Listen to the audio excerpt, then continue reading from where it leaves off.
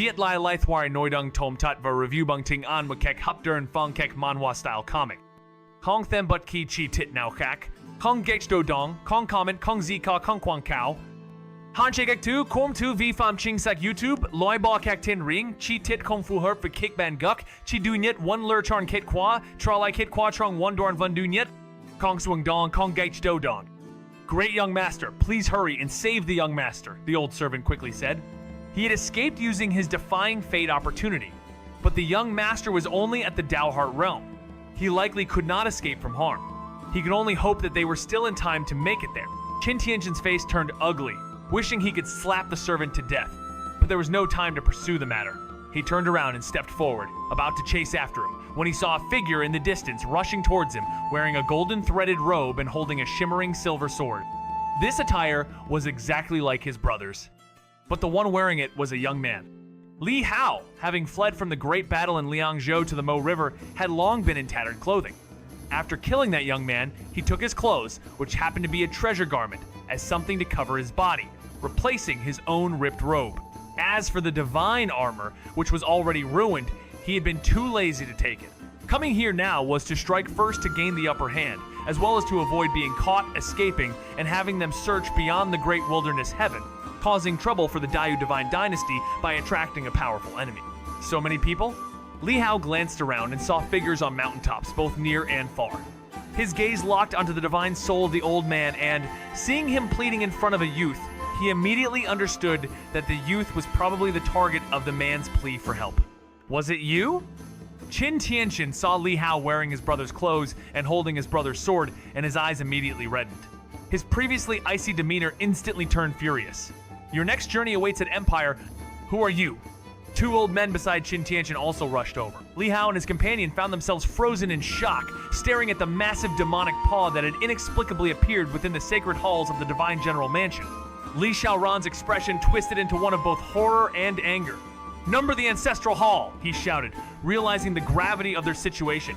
In an instant, he surged forward, propelled by the rhythm of the Tao, his every movement a blur as he teleported through space. Li Hao mirrored his movements, a wave of dread flooding his senses as he entered the mansion's hallowed grounds. Something was horribly wrong. The array surrounding the mansion remained intact, yet the presence of the demon seemed impossible to explain. Soon after, the candle flame god, who had been chasing them, collided with the array, shaking it violently with his Tao domain. Golden light enveloped the entire mansion, but even as the god's fury shook the divine patterns, the array held strong. They raced to the ancestral hall, and as they arrived, an icy chill washed over them. The once sacred site was no more flattened, its halls destroyed by a single, devastating strike. There, towering over the wreckage, stood a demon of monstrous size, with black fur, ivory tusks, and eyes full of cold indifference. Beside it, Li Qingzheng, bloodied and contorted in anger, stood like a twisted shadow. Li Xiaoran, suspended in midair, gazed down at the ruined place of his ancestors, utterly shaken by the loss. Still thinking of leaving? The demon sneered. "Stay with us and embrace eternal slumber." Li Xiaoran and Li Hao were stunned, unable to fully grasp the overwhelming power Li Qingzheng had just displayed. Whether it was due to the Mo River's influence or an innate part of him, it was far beyond their expectations. Li Xiaoran, with a heart full of sorrow, fought to keep his anger in check as he charged towards the crumbling ancestral hall. Li Hao understood the gravity of the situation, knowing that Li Qingzheng was sacrificing everything to buy them time. Despite his own fury, he had no choice but to flee. Rushing into the hall, inside, Li Xiaoran's power swept through the debris, only to discover the destruction of the ancestral tablets. But one tablet remained, faintly glowing a single remnant of the first ancestor, Li Tianyuan. The once golden statue was now shattered, leaving only this small, dimly lit tablet behind. As they approached, they felt the presence of the ancestors' spirits, their fading thoughts lingering, passing their last words to the two of them. "You've come. Sadly, we cannot hold on much longer. We cannot send you away." Their consciousnesses faded, lost to the overwhelming attacks from the 100 demon of the Grand Tao of Peace Realm. The ancestors, powerful in life, now only existed as weakened souls, unable to withstand the might of such a force. It is a pity that the Li family's descendants, once paragons of the ancient sages, must perish here. If we fall, make sure you eliminate the demons. These voices, filled with regret, slowly faded into silence. Li Xiaoran and Li Hao stared at the last vestige of their legacy, their blood rising with a sense of desolation. Though they understood the obsessions of Li Tianzong had led to this moment, hearing the final words of the ancestors stirred something deep within them. "Child, do not mourn," came the spirit of Li Tianyuan, emerging from above the tablet. "In the Li family, there are no ghosts that cling to life, only heroic spirits who fall in battle." Li Xiaoran and Li Hao were left stunned by the overwhelming strength of Li Qingzheng, a force beyond their comprehension, whether due to the Mo River's influence or an inherent part of his being. Li Xiaoran's heart was heavy with grief, his anger barely contained as he rushed towards the crumbling ancestral hall. Li Hao, though filled with rage, understood the sacrifice being made and followed, racing into the hall. There, amidst the wreckage, Li Xiaoran used his power to lift broken tiles, only to discover the destruction of the ancestral tablet.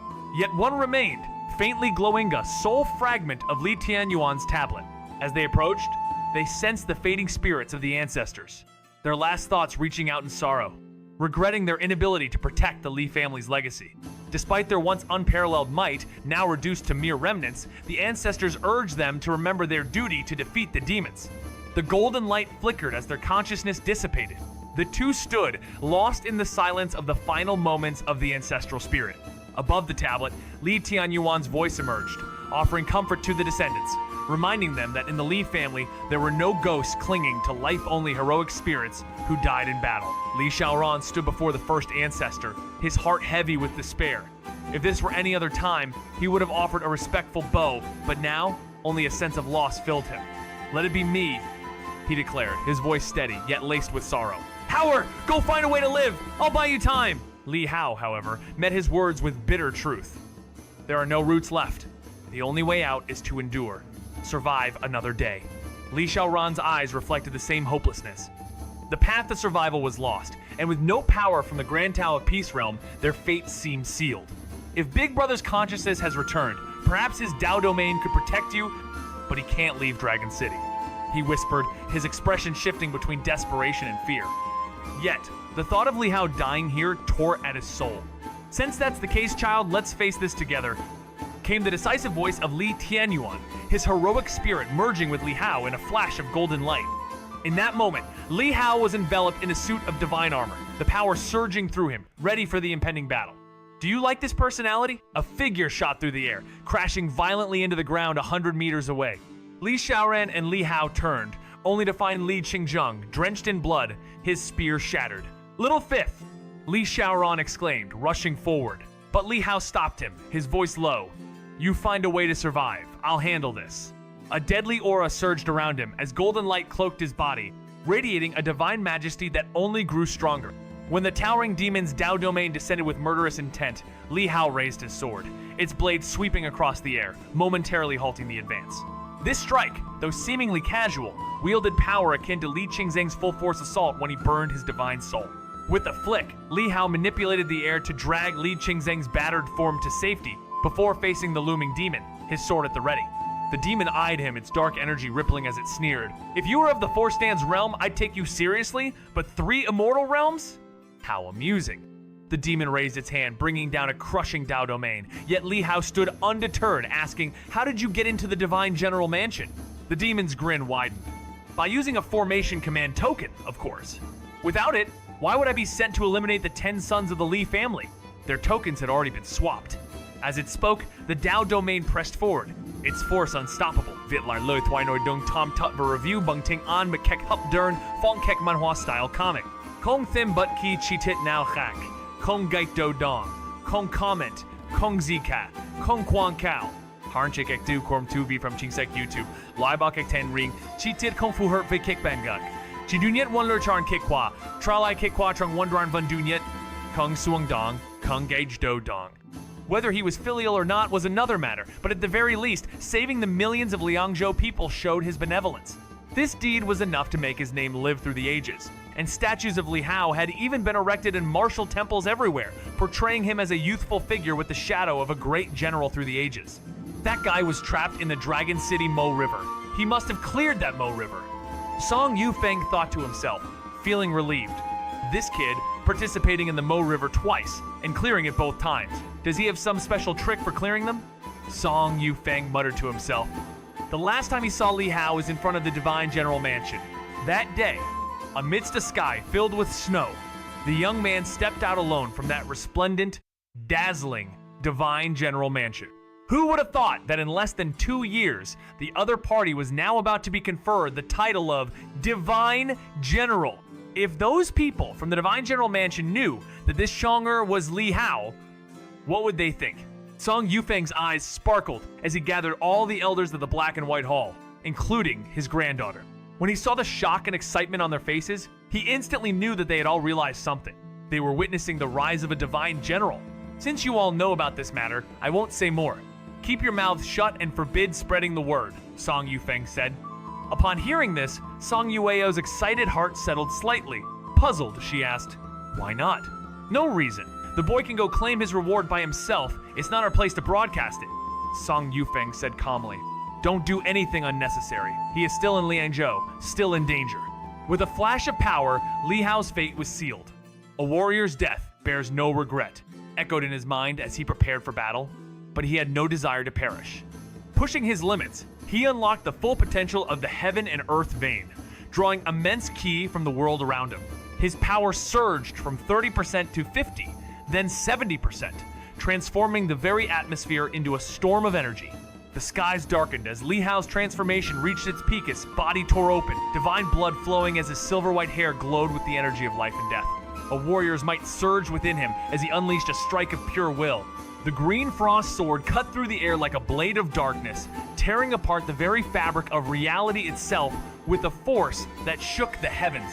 The world stood still, time seemingly frozen as the strike shattered the void, leaving only silence and the aftermath of an impossible blow.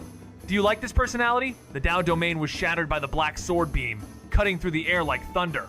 Unstoppable and swift, the 100 Zhang demon's eyes widened in disbelief as his Dao domain, invincible in his mind, was torn apart. Roaring in defiance, he tried to crush the black beam, summoning thunder, fire, wind, and snow to wear it down, but the sword's power remained relentless. What seemed like one strike was 1,000, each brimming with the full might of Li Hao. With the strength of his ancestors surging through him, Li Hao transformed the strike into a soul-shattering blow. The demon's palm, attempting to intercept, was shattered, blood spraying as black demonic chi poured out. Li Hao, howling, charged, slashing down with the green frost sword, breaking through the demon's defenses. The sword cleaved the demon's skull open, sending him stumbling backward in shock. The Dao domain, which should have crushed Li Hao's body, failed to do so. Despite his body trembling, Li Hao stood firm, his flesh breaking and bones cracking under the pressure. The demon, unable to comprehend the sheer might of Li Hao's body, stared in disbelief as Li Hao's form resisted the rules of the Dao domain. With a final, deafening roar, Li Hao slashed once more, determined to end the battle. Li Hao's body, resembling a weapon forged beyond even divine standards, was approaching a new level of power, a stage where even the Dao domain could not easily shatter it. His strength surpassed that of an ordinary cultivator, reaching the elite of the ultimate study realm. Yet there was still a vast difference between him and those at higher levels. With sword light blazing, Li Hao fought relentlessly, ignoring his wounds, while the 100 Zhang demon, enraged and humiliated, retaliated with an immense surge of demonic power. His mighty palms could quake the earth, yet Li Hao's sword pushed him back. In the distance, Li Xiaoran, in a moment of desperation, observed the battle with growing anxiety, realizing that Li Hao's power surpassed all expectations. However, as the chaos outside unfolded, with demons storming the city, Li Xiaoran recalled past clues, sensing a way out but also fearing for Li Hao's survival. The battlefield grew even more intense, with Li Hao's blood mixing into the Dao domain, his gravity-infused attacks causing unimaginable pressure. Meanwhile, the clash between Li Hao and the demon continued, a deadly dance of wills where only one could emerge victorious. Li Hao's body was torn by the forces of heaven and earth, yet as he refined his flesh, this cycle of destruction and rebirth molded his form. Bathed in blood, his aura blazed with blood chi, resembling an Asura god of war. With a single motion, he cleaved through the surroundings, shattering the forces, trying to disintegrate it. The power of heaven and earth ceased as Li Hao regained control over his body, suppressing the immortal transformation. His recent body refinement granted him greater control, allowing him to pull back before losing himself to the chaos. Taking deep breaths, Li Hao consumed divine medicines, his body reigniting with vitality. Though the consumption would leave consequences on his martial arts, he cared little for his current form. Once his strength was restored, Li Hao emerged from the demon's carcass and witnessed the Candle Flame God continuing his attack on the Divine General Mansion. A murderous intent surged through him. No longer intimidated, Li Hao felt his body had reached new heights comparable to a 9-caste Divine Soldier. With a swift movement, he appeared at the array's location. The Candle Flame God paused, surprised by his sudden appearance, but continued to assault the array. However, Li Hao was done waiting. He stepped directly into the opponent's Dao domain. The Candle Flame God, surprised but resolute, unleashed his Dao domain's full force, intending to burn Li Hao to ashes. Li Hao, feeling the heat searing through him, pressed forward, unrelenting in his pursuit. Li Hao, torn by the forces of heaven and earth, found his body caught in an endless cycle of destruction and rebirth, refining his very flesh with each passing moment. Bathed in blood, his aura surged like an Asura god of war, and with a single motion, he cleaved through the very fabric of heaven and earth itself. The crushing power that threatened to disintegrate him faltered, halted by his indomitable will. Through sheer control over his body, Li Hao suppressed the awakening of his immortal transformation, managing to pull back from the brink of losing himself. After a few quick breaths and consuming divine medicines, his body roared back to life, vitality flooding his form like a furnace. Though this cost would leave lasting consequences on his martial arts, he cared not for such limitations. Emerging from the demon's carcass, his gaze locked onto the Candle Flame God, still ravaging the Divine General Mansion. With murderous intent in his eyes, Li Hao felt an unfamiliar sense of confidence. His body, transformed by the recent trials, now rivaled the strength of a 9-caste Divine Soldier. With a single step, he crossed the distance and appeared at the array's heart, surprising the Candle Flame God, who seemed unperturbed and continued his assault. Li Hao, unwilling to allow the array to take further strain, entered the Dao domain, ready to face his opponent head-on. Huh? Seeking death? The Candle Flame God sneered, yet he too was caught off guard as Li Hao's presence pushed him into action. With flames of destruction building around him, Li Hao felt his blood boiling. But he stood resolute, prepared for what would come next. This time, he didn't release much power to block the Dao domain, instead extending his finger and using his body to probe. His fingertips stung painfully, as though pressed against a searing hot iron plate. But even so, it wasn't immediately reduced to ash. With his body alone, Li Hao could already withstand the Dao domain. However, not for long. With this, Li Hao could direct all the power that was isolating the Dao domain into attacking. Die. Li Hao went all out in his assault, pushing himself to extreme. Without the separation of power, relying solely on his physique, he was like standing in boiling water. But his will was iron strong, unshaken, no trace of pain on his face, only his eyes burst forth with a divine look as he swung his sword with all his might. What? The Candle Flame God, seeing Li Hao's state, was horrified, shocked that Li Hao could withstand the rules of the Dao domain with just his body. He couldn't comprehend nor imagine that such a thing could exist. But upon closer inspection, he was astounded to find that Li Hao had condensed his physique to the strength of a 9-caste Divine Soldier. Among demons, that made him a monstrous entity.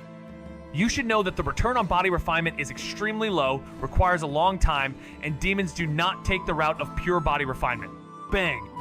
The sword light furiously slashed, and the Candle Flame God suddenly lifted his hand, pulling a fire halberd from the space of heaven and earth, smashing it towards the sword light. The fierce collision almost flipped the Candle Flame God's arm, and the glow of the fire halberd was shattered. Li Hao re-entered the state of transforming into an immortal, drawing on the power of heaven and earth, ramping it up to 80% directly. The power of the heaven and earth veins surged within him, pushing Li Hao forward in a storm of strength. With relentless strikes using the heaven and earth traceless skill, the black sword light cleaved through the air, unstoppable in its fury. As the battle raged, the Candle Flame God, trapped in the confines of the Divine General Mansion's array, found himself shaken to the core by Li Hao's ferocity. The once confident god could not fathom being outmatched by someone from the Three Immortal Realm. A roar echoed through the air as the Candle Flame God, wielding his fire halberd, tried to counterattack, but Li Hao's assault sent him reeling, his confidence shattering. Witnessing this, Miss Yin stared in shock, her disbelief mirrored by Lu Yuan, who froze, overwhelmed by the power Li Hao had unleashed. The sword light struck with devastating force, severing the god's arm, only for the Candle Flame God to retaliate with an arm made of his own unyielding strength. Despite the relentless burning of his body from the god's Dao domain, Li Hao's healing ability defied the flames, and he stood resolute. Even as his enemy's fury grew, it was clear that Li Hao had become a force unlike any other. As the dragon's corpse dried up, Li Hao felt a slight sense of relief in his heart, having dealt with one of the 3 great demon kings.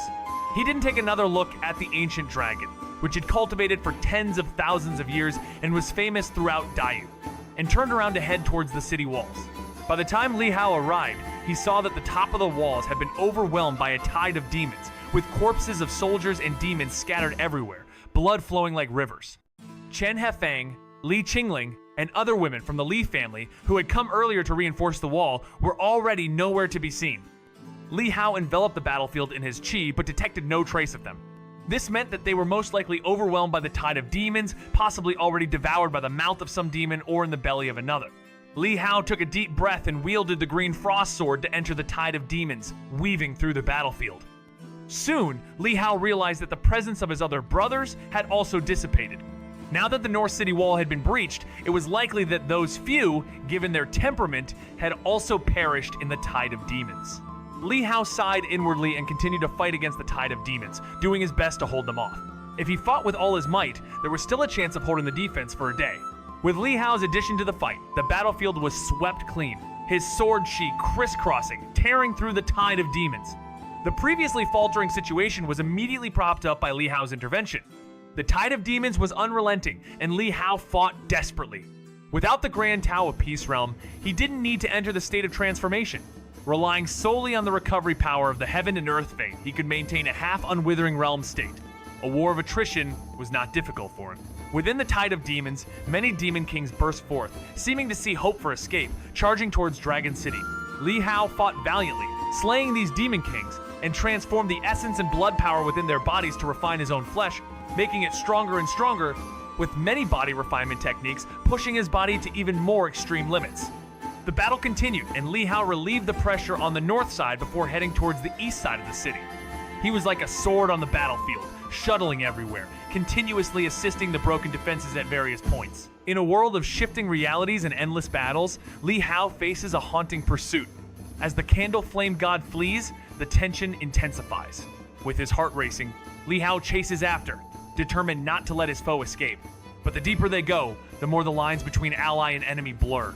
With each step, Li Hao feels the weight of destiny pressing down on him, knowing that there are dark foreshadowed eyes in the shadows watching his every move. The rules of the world are not what they seem, and as the battle between them escalates, he senses an ominous premonition. Dragon City's fall may not be a distant dream, but a looming nightmare.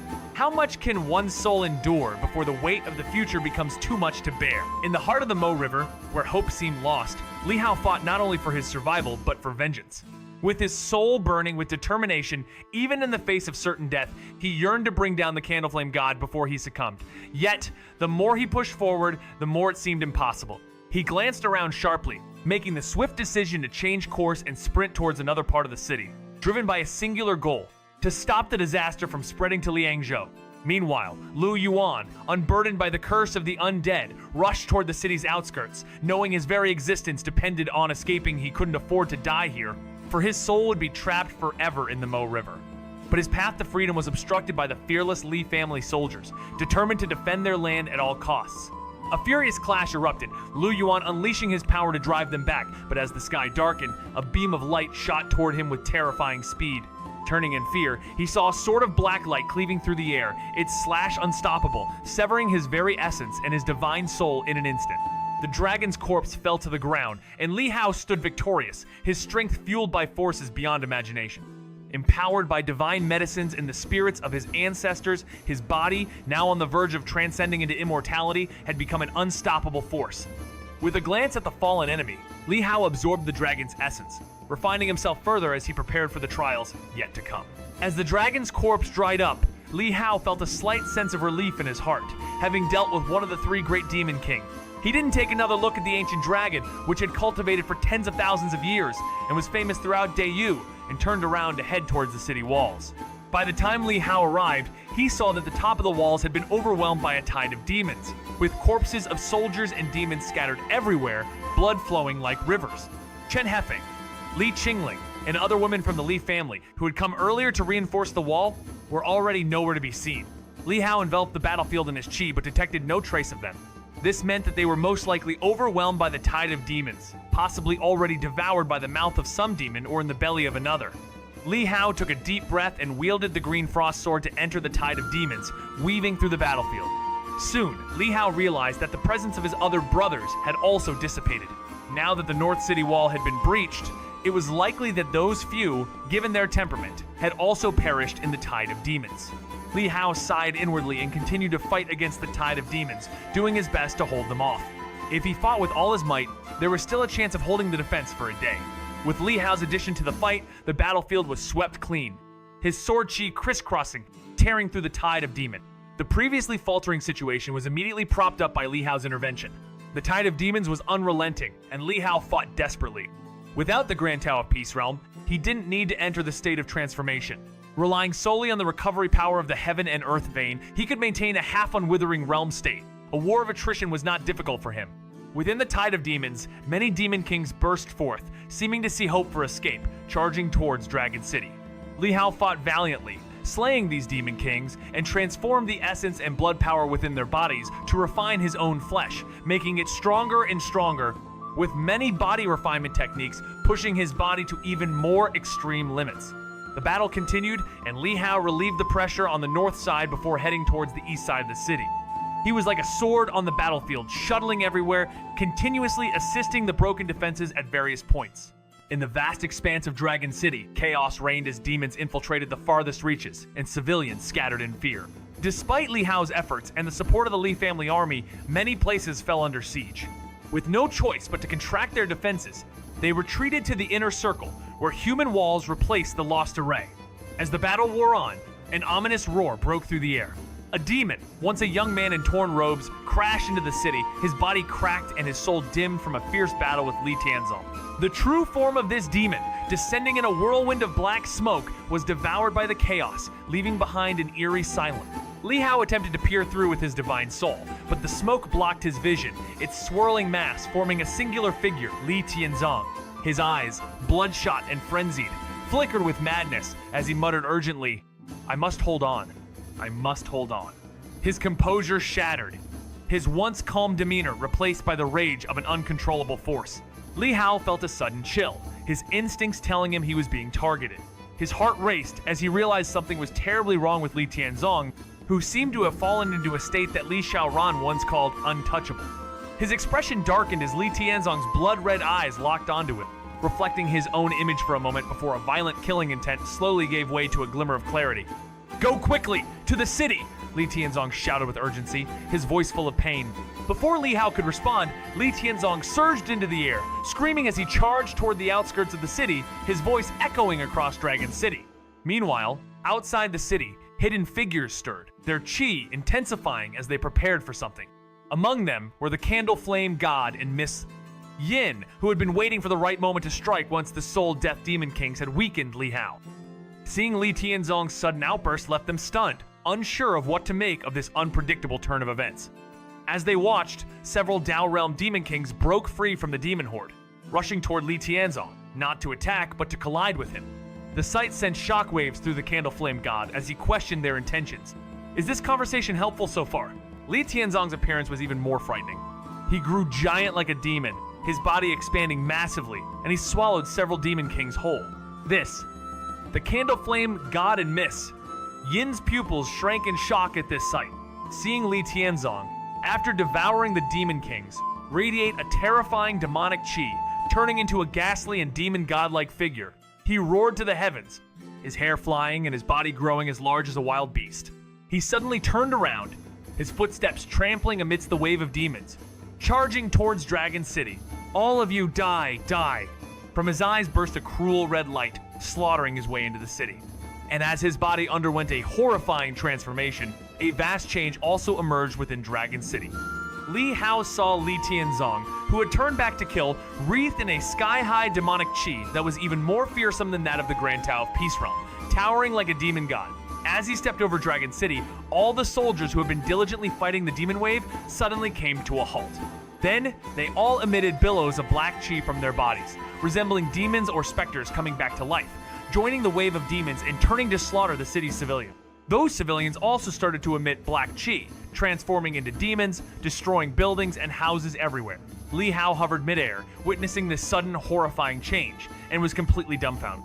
It was just the invasion of the demon wave before, but now even the soldiers and civilians of Dragon City had turned their weapons, becoming demons. Is this the true difficulty of breaching the Mo River? Li Hao felt a bone-chilling coldness, a taste of bitterness. The task of guarding Dragon City for 10 days would usually show such transformations by the 8th or 9th day, even on the 10th day. Even if they cooperated with everyone to hold Dragon City, in the end, they would still have to face the transformation of all the soldiers within, including Li Tianzong's transformation. Why would this happen? Li Hao could not comprehend how anyone could overcome such difficulty. The city is on the brink of destruction, its once mighty defenders now turned against their own people. Soldiers, their eyes glowing with an ominous black light, now ride the very demons they once fought, unleashing chaos upon the city. Li Hao, the last hope of Dragon City, stands resolute as demons swarm around him, drawn to his power. His mentor, Li Xiaoran, arrives, sharing in the disbelief and despair of the situation. Together, they face the oncoming storm, their only goal to protect what remains.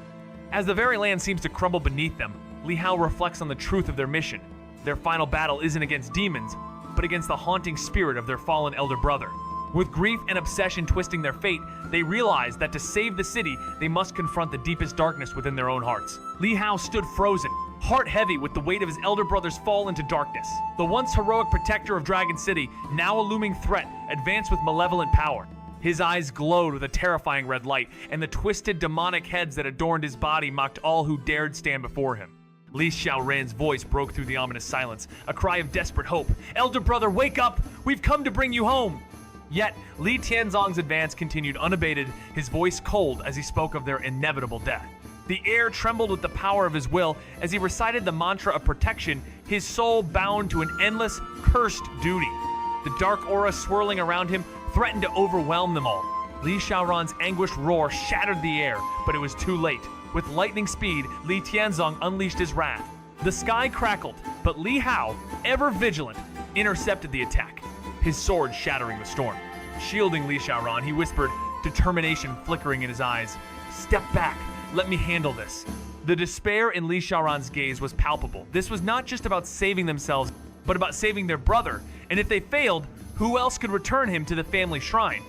The battle for their brother's soul was only just beginning. Li Hao stood in silence, watching as Li Tianzong drew nearer, his grip on the sword tightening with determination. Flashes from the past 2 months raced through his mind, especially the haunting words from last night's banquet. "If only you were my son." A surge of energy coursed through him, and in that instant, he opened himself fully, letting the forces of heaven and earth flood his body. "If you wish to return home, let me pave the way," he whispered softly, stepping forward with a resolve that would lead him into the arms of fate itself. This step, though towards death, was also toward transcendence, a final gamble for his existence, his soul, and perhaps his destiny. Li Xiaoran watched in horror as the power around Li Hao intensified, forming a storm that sealed him away. In the center of it all, Li Hao glowed with golden light, his hair turning silver, a sign that his life force was waning. Frozen in shock, Li Xiaoran realized the truth: there was no hope left. Li Hao was ready to stake everything, even his life, to change the course of the inevitable. He gazed at the approaching figure, an imposing force like a demon god, and with a heavy heart whispered, "Big brother, please wake up. Your grandson has come to bring you back." The silence shattered as Li Tianzong's fist erupted like a black meteor, cloaked in thick smoke, hurtling towards them. The demons, driven by an unknown force, surged forward recklessly, their madness not tempered by the overwhelming power of the attack. Li Xiaoran understood this was no mere battle. It was the Mo River itself that they faced, using both Li Tianzong and the demons as pawns, dragging the living into the abyss of death. A brilliant flash of green sword light pierced the air, halting the massive fist for a fleeting moment. But it was only a brief respite before the fist descended again, unstoppable. Li Hao, his body glowing with divine energy, was transforming his form, nearing the threshold of immortality, the power of his soul rising like a storm. Yet, amidst the chaos, his face remained calm. His green frost sword sang through the air, cutting through the power of Li Tianzong's assault. With the sword's spirit wailing, the giant fist was forced back. Li Tianzong, his eyes bloodshot, bellowed, "All soldiers, follow me to fight, to break free." He seemed lost in a past battle, seeing Li Hao as a demon, leading the charge into another war. Li Hao remained silent, the green frost sword cutting through the enemy forces. An icy wall of protection surrounding Li Xiaoran. Perhaps the true way to survive this onslaught was not by defeating the demons or Li Tianzong, but by surviving the trials of the Mo River entering a siege like Dragon City's past, ensuring the array remained intact. Only then, through transformation, could they hope to emerge victorious, though the outcome remained uncertain. The River of Swordchi cleared the demons around Li Xiaoran. Li Hao looked toward Li Tianzong, who was already unfolding his Dao domain to kill. Fourth Elder, take care of yourself, try to live on, I'll see if I can fight for a chance at life for you, Li Hao murmured quietly. This was also to repay the kindness Li Xiaoran had shown when he helped outside the Mo River. The chance at life he planned to fight for was to defeat Li Tianzong, to kill all the demons. That way, when the Mo River ended, Li Xiaoran would be able to leave. But to achieve that, he had to reach the limit of transforming into an immortal, to have a sliver of hope. Li Hao had no confidence in himself. As he spoke, he soared into the sky, seemingly gathering all the momentum of the heavens and the earth. And with a fierce punch, he aimed to halt Li Tianzong's body, blocking the battlefield ahead to avoid affecting Li Xiaoran. Boom! Li Tianzong, too, lifted his fist and howled down as if heaven and earth had collided. The terrifying shockwave knocked unconscious or killed all the demons within dozens of miles. Li Hao's body was rapidly crumbling, yet also rapidly regenerating and healing, bathed in blood, like a figure made of blood. Li Tianzong's Dao domain unfolded, his will opening and extending instantly to 4 or 5 miles, enveloping Li Hao's body within, not even allowing a chance to escape. This was the true speed of the Grand Tao of Peace Realm's Dao domain. At this moment, many types of regulations appeared within the Dao domain, not just one. It included regulations controlled by other demon kings from the Ping Tao realm, and now they were all superimposed and merged together. The pressure of several regulations came crashing down, causing Li Hao's body to rapidly disintegrate, like being unraveled and peeled. But luckily, his body reached the strength of the 9-caste Divine Soldier, barely able to sustain for a breath's time. Li Hao's body tore through the fabric of reality, shifting at impossible speeds as he escaped the Dao domain, his movements blending into the very essence of teleportation. Yet, the moment he stepped out, his form began to unravel, the disintegration slowing only slightly. Li Tianzong's pursuit was relentless, a comet chasing after its target with unyielding strides. As Li Hao retreated, he ascended, drawing on more of the Earth's power, his body on the verge of complete collapse. His skin ripped open, revealing flesh as if he had crawled from a blood-soaked abyss, his form horrifically twisted. But even in this agonizing state, he continued to push, absorbing the raw energy until his transformation neared its breaking point. His body seemed to disintegrate entirely, yet he hung on, defying the limits. As the power overwhelmed him, his flesh was no more, and his consciousness merged with the vast, boundless world as if he himself became the world. In that moment, everything went silent. The roars, the chaos all vanished, and Li Hao, now one with the universe, could hear nothing but the tranquil flow of existence. The very fabric of reality seemed to bend under his will, and in that stillness, he realized he was no longer bound by the mortal realm. He was the world itself. Is this conversation helpful so far? Li Hao, standing at the crossroads of destiny, has unlocked a terrifying potential beyond comprehension. As he attains mastery over his own existence, he is thrust into a moment where time itself bends and fractures. His body disintegrates and reforms, the forces of life and death warring within him. In this fleeting moment, with his form unraveling, he invokes the unwithering strength of power so vast, it rewrites his very essence. His body rebuilds, becoming stronger, more resilient, and brimming with divine might. Yet, this power comes at a cost. This transformation is a delicate balance between destruction and rebirth. In a mere 3 minutes, the unwithering strength grants him immortality, but once its time is over, so too will his existence fade, forever altering the path of his soul. What lies beyond this final trial is uncertain, but one thing is clear. Li Hao's journey toward transcendence is just beginning, and his future hinges on the choices he makes in this fleeting moment of power. Li Hao, standing at the crossroads of destiny, has unlocked a terrifying potential beyond comprehension. As he attains mastery over his own existence, he is thrust into a moment where time itself bends and fractures. His body disintegrates and reforms, the forces of life and death warring within him. In this fleeting moment, with his form unraveling, he invokes the unwithering strength of power so vast, it rewrites his very essence. His body rebuilds, becoming stronger, more resilient, and brimming with divine might. Yet, this power comes at a cost. This transformation is a delicate balance between destruction and rebirth. In a mere 3 minutes, the unwithering strength grants him immortality, but once its time is over, so too will his existence fade, forever altering the path of his soul. What lies beyond this final trial is uncertain, but one thing is clear. Li Hao's journey toward transcendence is just beginning, and his future hinges on the choices he makes in this fleeting moment of power. Li Tianzong's roar echoed through the air, but the spear was relentlessly pushed back, inch by inch. His aura grew more violent, and the Demon King showed their true ferocity, shouting, "Worthless! You can't escape!" With a sharp crash, the spear was sent flying, and the sword's light sliced through the air, striking the ground with a tremor that shook Dragon City like a mighty earthquake. Li Tianzong's body was grazed, blood spraying from a deep wound that tore through his shoulder and thigh. Yet, his Demon Kings, with furious roars, gathered their demonic energy, swiftly healing his wound. Li Hao watched with unflinching calm, understanding the immense power within him. He had seized control of this realm, becoming an immortal god in flesh. Raising his hand, an overwhelming force gathered from every direction, weaving into countless strands of sword chi that formed 3 shining silver sword beams, which struck Li Tianzong with blinding speed.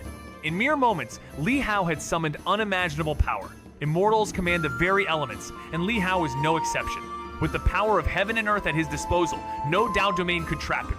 The 3 sword beams shattered the Dao domain, breaking the very laws of the world as they severed Li Tianzong's arm and split his chest, releasing an even darker surge of demonic energy.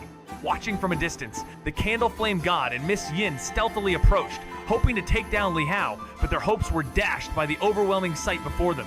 Li Tianzong, once the master of multiple Dao domains, was now being dominated by Li Hao. Is this conversation helpful so far? What could he possibly have done to cause such a shift? Miss Yin's eyes were wide with disbelief, unable to comprehend the scene before. The Candle Flame God's heart raced, and his eyes shrank in horror as memories from an ancient inheritance surged within him, every fiber of his being trembling in reaction. That power, could it belong to a saint? He muttered, overwhelmed by an indescribable sense of dread. Li Tianzong stumbled backward, blood pouring from his wounds, the aftermath of Li Hao's sword chi. His eyes, however, blazed with an even more terrifying red glow, and he roared in fury. The Demon King's head on his body attempted to unleash a threat, but before it could, a strange force pulled it back into his body, draining it of its energy. Damn it! He cursed as the demon head shrank, their threat vanishing into the depths of him. Yet, with every passing moment, the demonic energy around him grew thicker, his wounds healing rapidly, and severed limbs regrowing in an unnatural display of power. Anyone who dares stand against me will fall. His voice, like a bloodied scream, echoed as shadowy figures of the Demon Kings materialized behind him, adding an overwhelming aura to his already terrifying presence. The Dao domain gathered, concentrating on his spear, which rose into the sky like a divine force, unleashing a thrust so powerful that it seemed to tear through the very heavens. Li Hao, undeterred, raised his hand to summon the ultimate form of his swordsmanship, the sword's ultimate reincarnation. The seasons, spring, autumn, winter, and summer collided into an unyielding force of sword energy, transforming into a beam of pure darkness that threatened to engulf everything. In the dark void, the sword beam surged like the night itself, devouring everything in its path, drowning all light and overshadowing existence. Within it stirred a terrifying force, the extinction principle, that clashed fiercely against the spear, shaking the very fabric of space. The shockwave was intense, and as Li Tianzong's body crumbled, his demonic form shattered. He sacrificed everything, his blood, his divine Sulan, a desperate burst of power. Meanwhile, Li Hao, struggling to hold on, was bleeding heavily, his body breaking apart with every movement. Summoning his ultimate sword had drained him, and his once indomitable strength faltered, now only half as potent as before. Time was running out, and Li Hao knew his strength was dwindling. As Li Tianzong lunged forward in a final, frenzied assault, Li Hao stood his ground, a fierce clash of wills in the void. The ground trembled as fists and feet collided, creating shockwaves of unimaginable force. "Soldiers, attack together!" Li Tianzong roared, and with that, the transformed soldiers of the city turned into black smoke, swirling into him, merging with his being. Li Hao's eyes widened in alarm if that merge succeeded. Even his immortal state wouldn't be enough to withstand the unleashed power. But he wouldn't give up. With a heavy heart, he gazed into the furious, bloodshot eyes of his foe. He wished he could lift his eyes to the sky once more, just once, but there was no time. He could only say to himself, "I will get you home." Raising his hand, Li Hao's green frost sword shattered, but with the last of his will, he formed its fragments into a broken blade and struck with his full might. 3 powerful strikes, one cutting through the soldiers, 2 aimed directly at Li Tianzong. The final clash would decide their fates. Do you like this personality? The demonic force within him shattered, his body erupted, and cracks split his chest open. With every ounce of strength, Li Hao hurled his fists into Li Tianzong's towering demon form, creating ripples of destruction. Punch after punch, the massive creature faltered, its demonic essence unraveling. But still, Li Tianzong roared, unwilling to succumb. In a final, desperate cry, Li Tianzong's voice broke, echoing with sorrow, as if mourning the fall of Dragon City. Then, with one last powerful blow, Li Hao crushed the demonic presence, sending the massive body crashing to the earth. Li Hao, barely standing, was now a hollowed shell, his body ravaged, but his resolve unshaken. Drawing upon all the celestial power around him, he unleashed a wave of sword chi, cutting through everything in its path, erasing all traces of darkness. The Candle Flame God tried to resist, but even his Dao domain was not enough to shield him from the force. As Li Hao's body began to fade, Li Xiaoran arrived too late, witnessing the final moments of his struggle. The once dominant Li Tianzong, now devoid of the demonic power, climbed from the wreckage, hair disheveled, eyes no longer bloodshot, a shadow of the monster he had been. As Li Hao drifted into the vast expanse, his body fading into the air, Li Tianzong's desperate voice reached him, but it was already too late. His body, now a mere speck in the winds of time, disappeared before the eyes of those who had chased him, Li Tianzong and Li Xiaoran. They could only witness the soft whispers of his last words, as fragile as the breeze, leaving a profound emptiness behind. Li Hao had sacrificed himself, his soul now bound to the endless currents of the universe, a quiet end to his tumultuous journey. The chaos in Liangzhou was slowly subsiding, but for those left behind, the aftermath of his departure weighed heavily. The battles raged on as armies moved to reclaim cities, but none could feel the peace they had hoped for, as the loss of Li Hao marked a silence that no victory could fill. The light cavalry advanced, but even the rising banners could not erase the sorrow that lingered, a haunting reminder that some battles are never truly won. The peace they had fought for seemed forever distant, shadowed by the ghost of a fallen hero who would never return. Is this conversation helpful so far? Even a moment's delay in the Soul Domain Labyrinth could trigger the collapse of harmony for countless wandering spirits. So, Li Hao, stepping through the shimmering gate of memory, knew he had no time to hesitate. As the call for inner restoration echoed across the spirit-warped corridors, forgotten regrets and phantom ambitions fled in panic, unready for the speed of his resolve. They had believed the illusions of dominance held firm, that the Soul Domain would bend to their will, but the balance had shifted. Deep within the ancestral mist, echoes of ancient terror returned to the entities that once fed on despair. Some, driven by instinct, retreated into the folds of fading memory, knowing that once the soul mark of pursuit is etched, nowhere remains safe. Why did the illusions fall apart so fast? They cried. Wasn't the Maze Keeper destined to rule this trial? From the swirling clouds, a falcon-shaped echo answered coldly. The mirror was shattered. If you seek the truth, offer your soul's ink. The price of wisdom remained steep, and yet the labyrinth profited either way, rising above with secrets sealed. Li Hao moved forward, unshaken. With every step, his soul brush etched new lines in reality, cutting through false visions, forging the path toward the gate of soul rebirth, where the self must choose what to lose and what to become. Some of the wealthier and more irritable demons, despite their irritation, still opted to immediately purchase the intelligence, soon uncovering the details from the mouth of the Tianji Palace bird demon. The master of the Great Void Realm took command personally. Yet it was a young general of the human race who emerged on the battlefield, cutting down 7 demon kings before being chased by the master of the Great Void Realm and the Great Elder of Longmen, fleeing beyond Liangzhou's borders. This news spread rapidly among the demons. While those who resided outside Heavenly Gate Pass weren't overly surprised, having long known of the young general's strength, other demons scattered across Liangzhou were shocked by the rise of such an extraordinary talent within the human race. An elder demon reflected on an event from a decade ago in Kangzhou, when a young general led 1,000 iron cavalry, pacifying an entire province. Now, 15 years later, another such general emerged, seemingly a sign of the human race's enduring strength, hanging over the demons like a blade. Upon hearing the name Haoxian, the demons scattered in panic. The reclamation operation didn't require much military strength, and with the Dayu royal family's reinforcements, the demons were soon overwhelmed, many falling as the royal troops swept through. A few demons escaped, but their forces were crushed, and only a few minor demons fled, carrying memories of terror. Report, Your Highness. A scout arrived bearing the Emperor Yu's banner, reporting that 30 li ahead, the demons had abandoned a city, leaving it to be taken over by military forces who were now aiding the wounded. Before the scout stood a massive red-scaled dragon, over 10 zhang long, with a young man in golden divine armor atop it, his cape flowing in the wind. Beneath a sky of shifting soul light, Li Hao stood before the gates of the Soul Domain Labyrinth, a place where memory twisted into maze and thought became terrain. No longer a mere youth, his soul now resonated with echoes of futures unlived, regrets unspoken, and truths unshaped.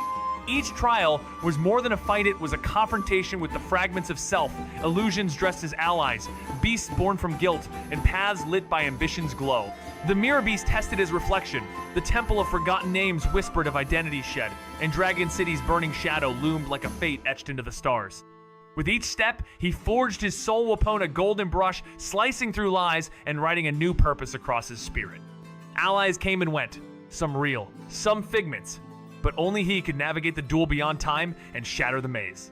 As the gate of soul rebirth pulsed with truth, Li Hao's soul stood at the edge of transformation, where destiny was not given, but carved in light, memory, and will. In a world where demons hide in the shadows, waiting for chaos to calm, the broken defense line leaves Liangzhou exposed. The military department gathers in hope, knowing that the situation is dire, but with a sliver of possibility. A bird demon from Tianji Palace speaks of the demon kings lured to Mo River, where fourth uncle awaits. With experience in the river's treacherous currents, there's hope for survival. Yet, the candle flame god poses a dangerous threat, and even the mighty second uncle might not be enough. The aid of the Divine General Mansion and the legendary sea-calming Divine Needles might be the key, though an alliance with the Xia family seems unlikely. What of the Buddha Lord? Would he intervene? Or send a mere bodhisattva?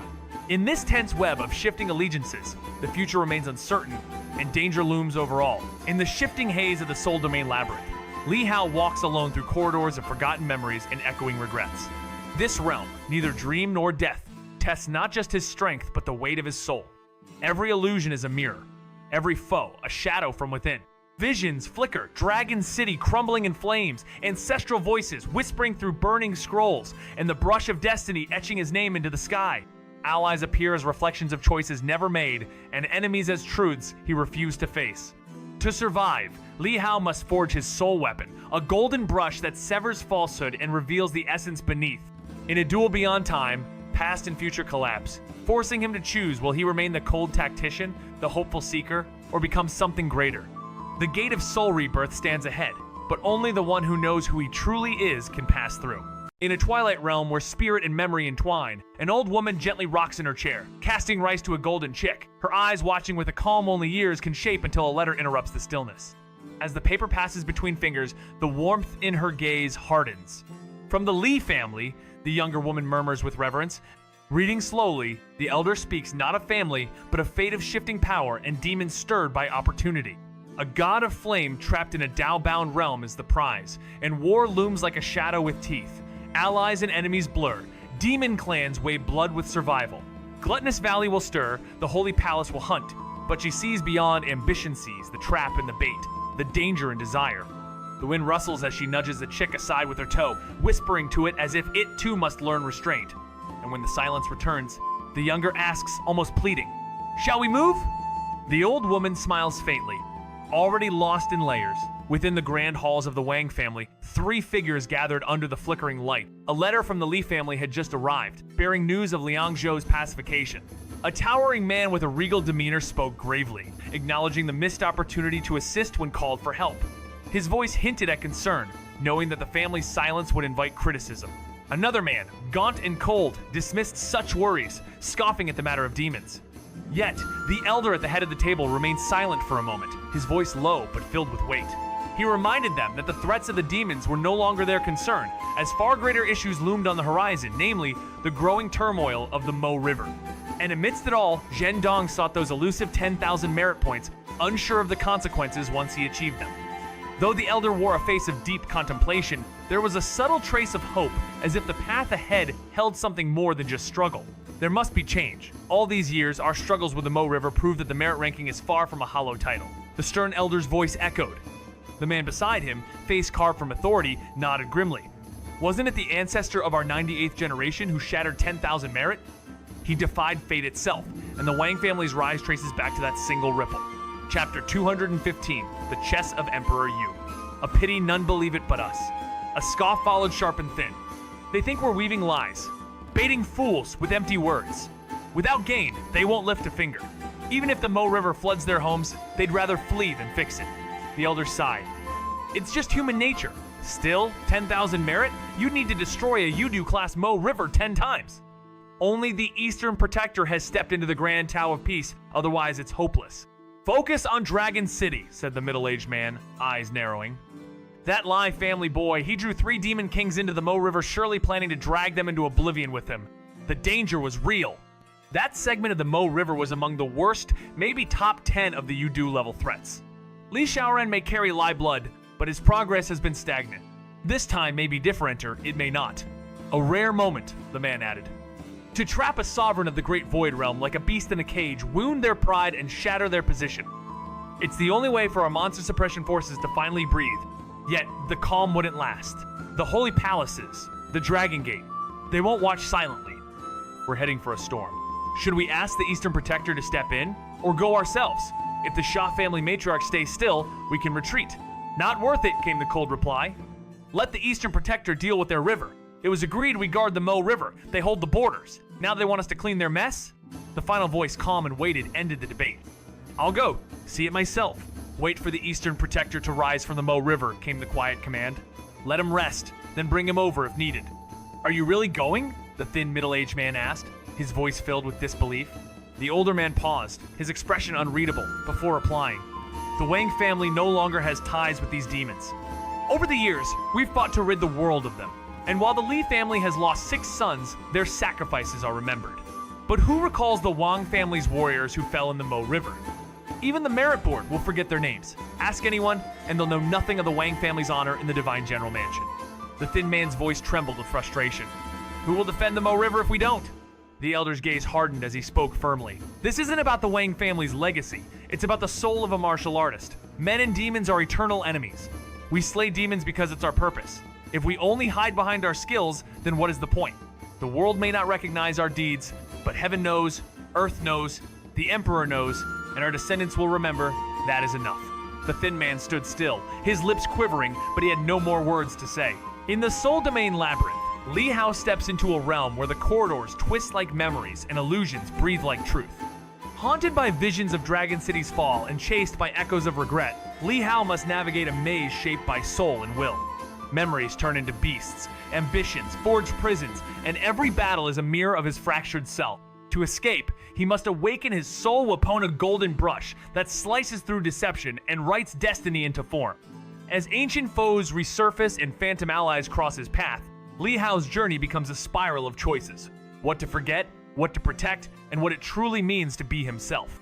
Wait for the Eastern Protector to rise from the Mo River, came the quiet command. Let him rest, then bring him over if needed. Are you really going? The thin middle-aged man asked, his voice filled with disbelief. The older man paused, his expression unreadable, before replying, the Wang family no longer has ties with these demons. Over the years, we've fought to rid the world of them, and while the Li family has lost 6 sons, their sacrifices are remembered. But who recalls the Wang family's warriors who fell in the Mo River? Even the merit board will forget their names. Ask anyone, and they'll know nothing of the Wang family's honor in the Divine General Mansion. The thin man's voice trembled with frustration. Who will defend the Mo River if we don't? The elder's gaze hardened as he spoke firmly. This isn't about the Wang family's legacy. It's about the soul of a martial artist. Men and demons are returned. Jiang Qingshan's eyes narrowed, sensing a hidden strategy unfolding before him. I heard the Li family's son lured the sovereign of the Great Void Realm into Dragon City Mo River. Now's the time to catch him in a trap. Did you call me here to join the hunt, Brother Emperor? Emperor Yu's fingers gently tapped on the chessboard, a sly smile curling his lips. I did summon you, but not to target Dragon City Mo River.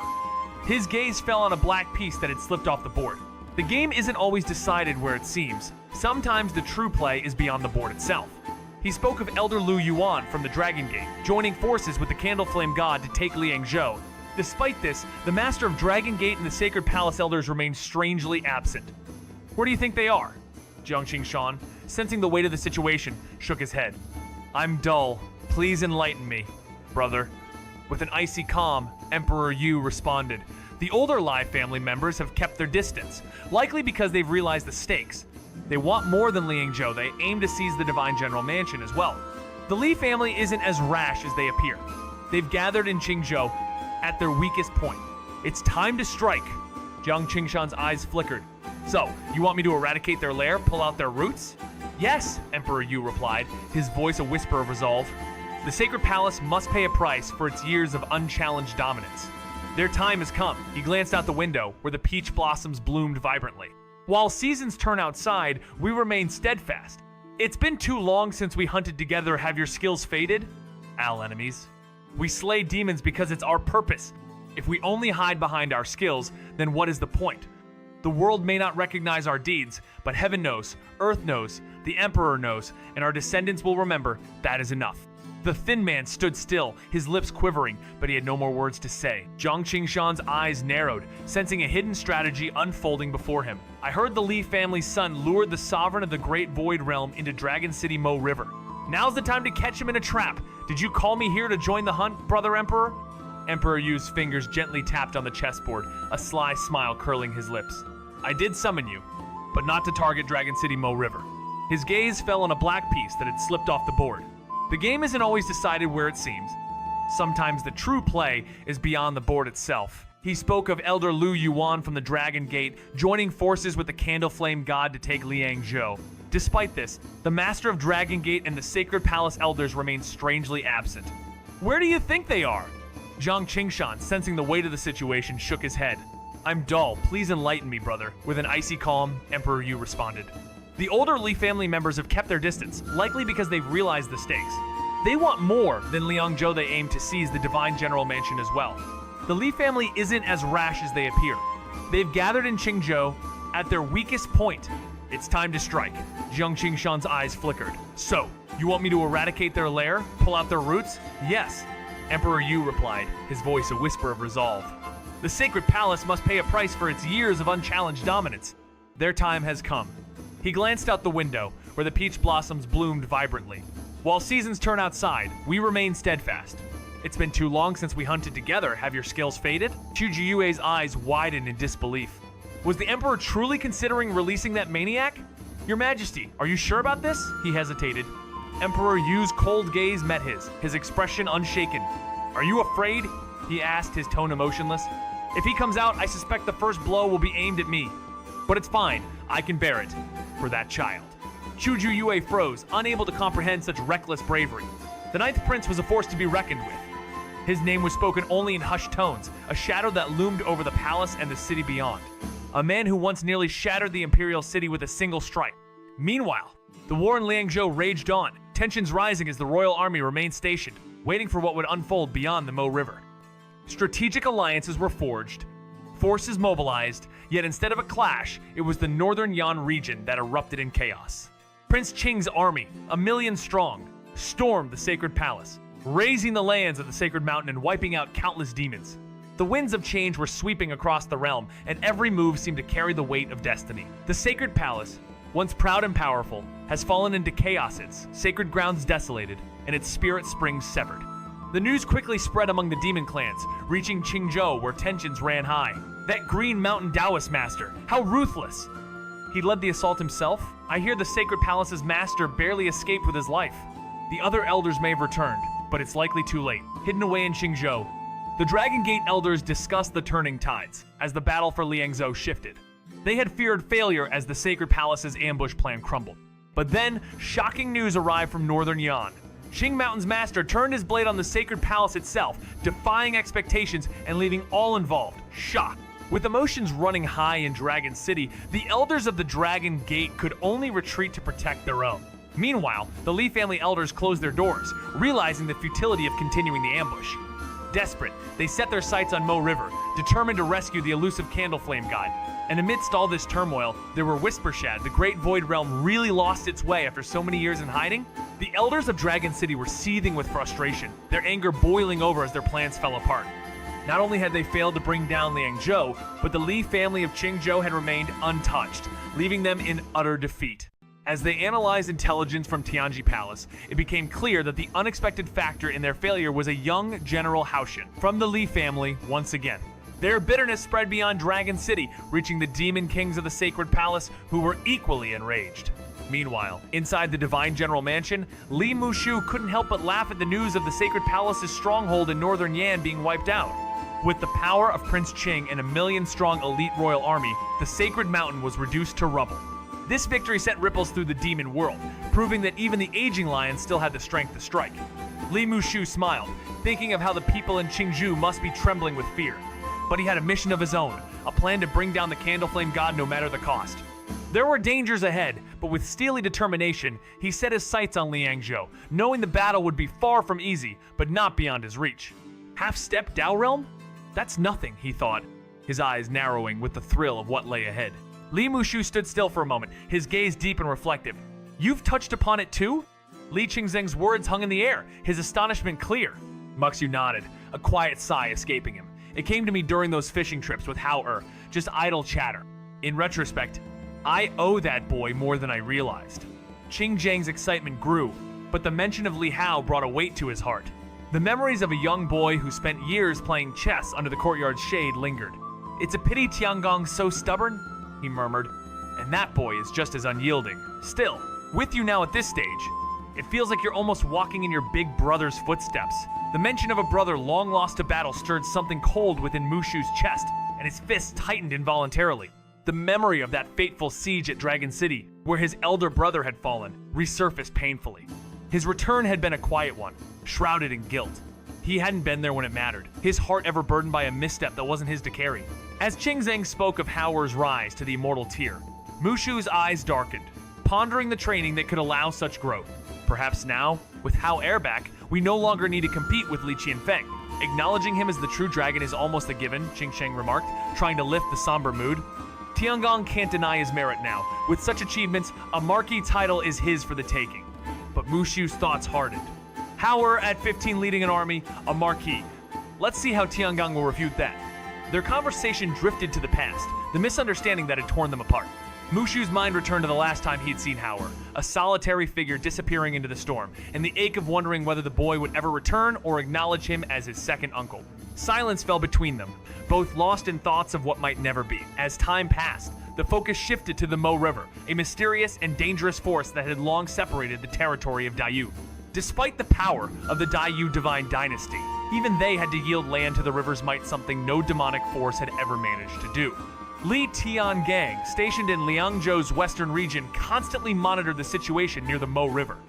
As another month passed without progress, he grew impatient and handed over the responsibility to Li Xuanli. I'm going to Heavenly Gate Pass, Li Tiangang announced. Are you going to see Hao? Li Xuanli responded, knowing the real reason. The area around Heavenly Gate Pass had been swept clean by Li Hao's presence, and no demons dared to approach. Despite the forces united against the East-West territory, none had dared invade the pass protected by the young warrior, whose influence extended far beyond any army one man, a force stronger than 1,000,000 soldiers. Li Hao's presence on the battlefield left an indelible mark, leaving everyone stunned into silence. His power was undeniable, commanding the cautious respect of even the demons.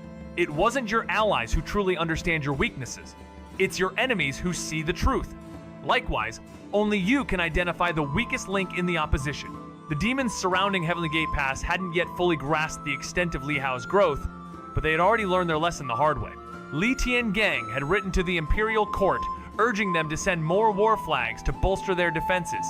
But it took days to receive a response, one that suggested he inquire of Li Hao himself about the techniques that defied comprehension. This left Li Tiangang in disbelief, contemplating the enigmatic nature of his son's abilities. Had Li Hao created that sword array war flag on his own? If so, who had helped him? The more he thought about it, the more he realized how little he truly knew about his own son. Despite the praise Li Hao received from Emperor Yu and his family's elders, the child had secrets even he was unaware of. Li Tiangang's inquiry to his second uncle had received a mocking response, which, while infuriating, revealed that even his second uncle was unaware of the truth. With no other leads, Li Tiangang decided he must seek the answers directly from Li Hao. But with his son still missing and his fate uncertain, he resolved to first visit Heavenly Gate Pass, where whispers of Li Hao's martial arts avatar moving independently reached his ears, possibly holding the key to his son's memories.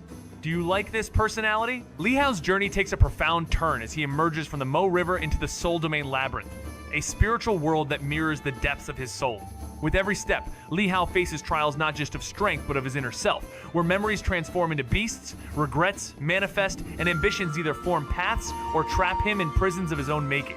Alongside formidable cultivators, both foes and potential allies, Li Hao must navigate the maze, battling not just external forces but his very own essence. His ultimate task, to forge a soul weapon capable of confronting illusions and unraveling a future vision of Dragon City's collapse zone that could become his reality if he fails. In this realm, he is forced to choose what parts of himself he will protect, what he will abandon, and what kind of person he will become. Each step is a battle of self-discovery, as he navigates a world where the line between reality and illusion is no longer clear, and where his fate and that of Dragon City hang in the balance. Li Hao had always carried a sense of calm and a cool exterior when others praised his exceptional talent, but inside, he was undeniably pleased and even proud of himself. After all, he was the son of Li Tiangang, and his achievements were a testament to the legacy he carried.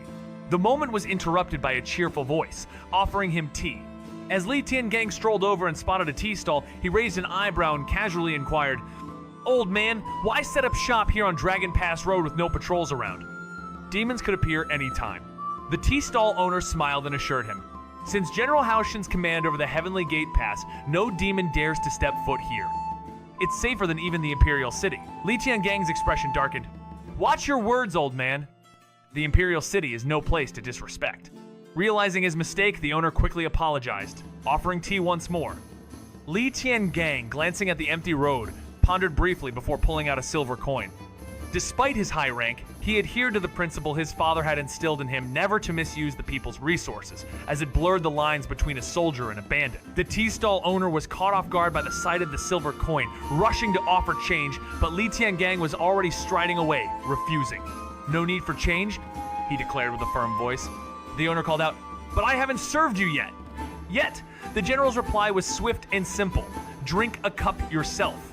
As he left, the elderly tea vendor smiled, wiping the coin clean and securing it away. He may carry a fierce aura, but he's truly a kind-hearted soul. In front of Kanga City, Li Tiangang stood, observing the imposing walls and fluttering flags, his eyes sharp with focus. The city was alive with the rhythm of battle flags, an air of tranquility filling the road.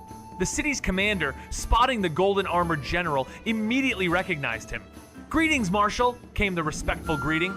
Li Tiangang nodded slightly, his voice cold as he asked, "Where is Li Hao?"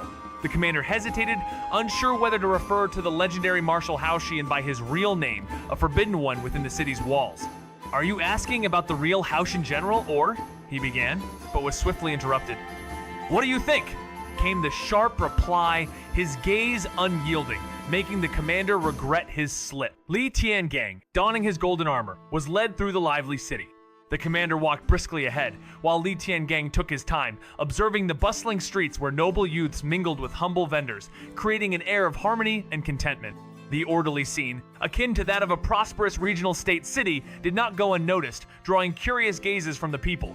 Li Tiangang, unfazed at first, soon grew uneasy under the scrutiny, prompting him to take flight and urge the commander to lead the way faster.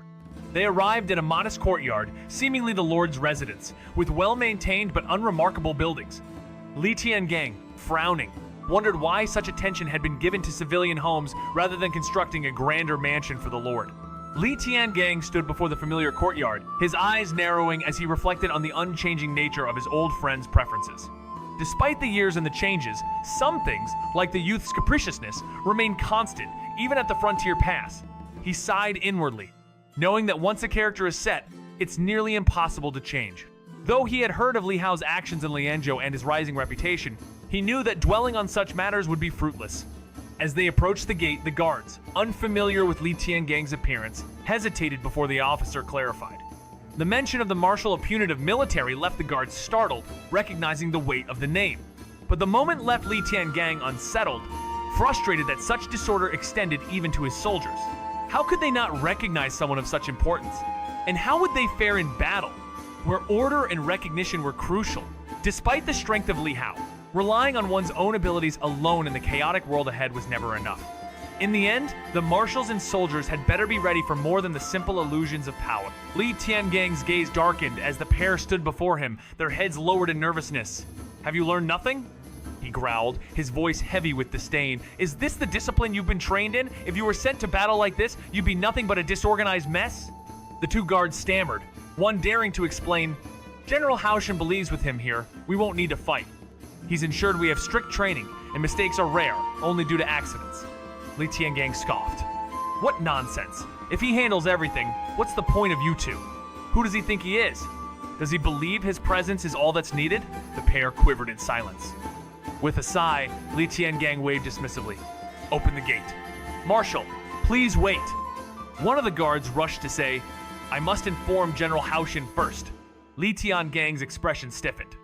The other guard hurried to explain, the general insists we report anyone who arrives. He says it might spoil his mood if we don't. Li Tiangang's eyes glinted with fury. His mood?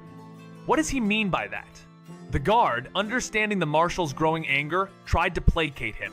General Haoshin enjoys quiet moments naps, chess, painting. He hates being disturbed during those times.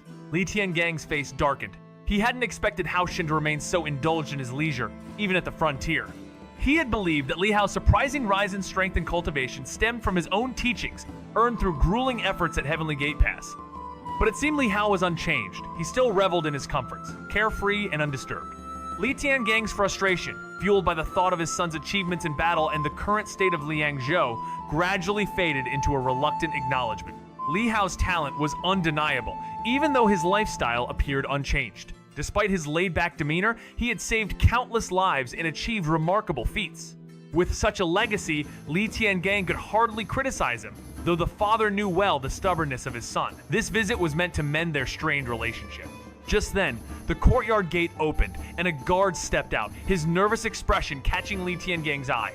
As soon as Li Tiangang noticed it, his own face darkened with fury. The guard, stammering, informed him, General Haoshin refuses visitors. He asks you to leave. Li Tiangang, already humbling himself by visiting, could hardly stomach such insolence. Did he say that himself? Tell him to come out and face me. The chill in Li Tiangang's voice betrayed the boiling anger within him, though he held back, suspecting that the person inside might be a clone, lacking the full consciousness of his son. Li Hao, the general of the shadows, is immersed in his painting, the brush flowing with fluid grace. Is this truly what he's doing now? As a general, does he think he can craft a masterpiece? Li Tiangang, overwhelmed with impatience, barges through the courtyard, knocking aside the guard who attempts to stop him. With the power of the Four Stands realm radiating from him, the guards freeze in fear, helpless against his presence. As the door slams open, Li Tiangang enters the courtyard and finds two figures sitting tranquilly, one lost in deep contemplation, sword resting across his legs, while the other, Li Hao, is absorbed in his artwork. The moment the door breaks, their serene stillness shatters. Li Tiangang's gaze meets theirs, and the woman, Ren Xianxia, recognizes him instantly, jumping to her feet with a swift, "Uncle!" Li Hao, however, stands still, a frown creeping onto his face. The memories he carries are fragmented, often marked by solitude, chess, and stargazing in the emptiness of the courtyard. Though he doesn't fully recognize the man before him, a strange sense of familiarity strikes him, yet an instinctive repulsion follows. His voice cold, he declares, "This is the general's residence. Who gave you permission to intrude?"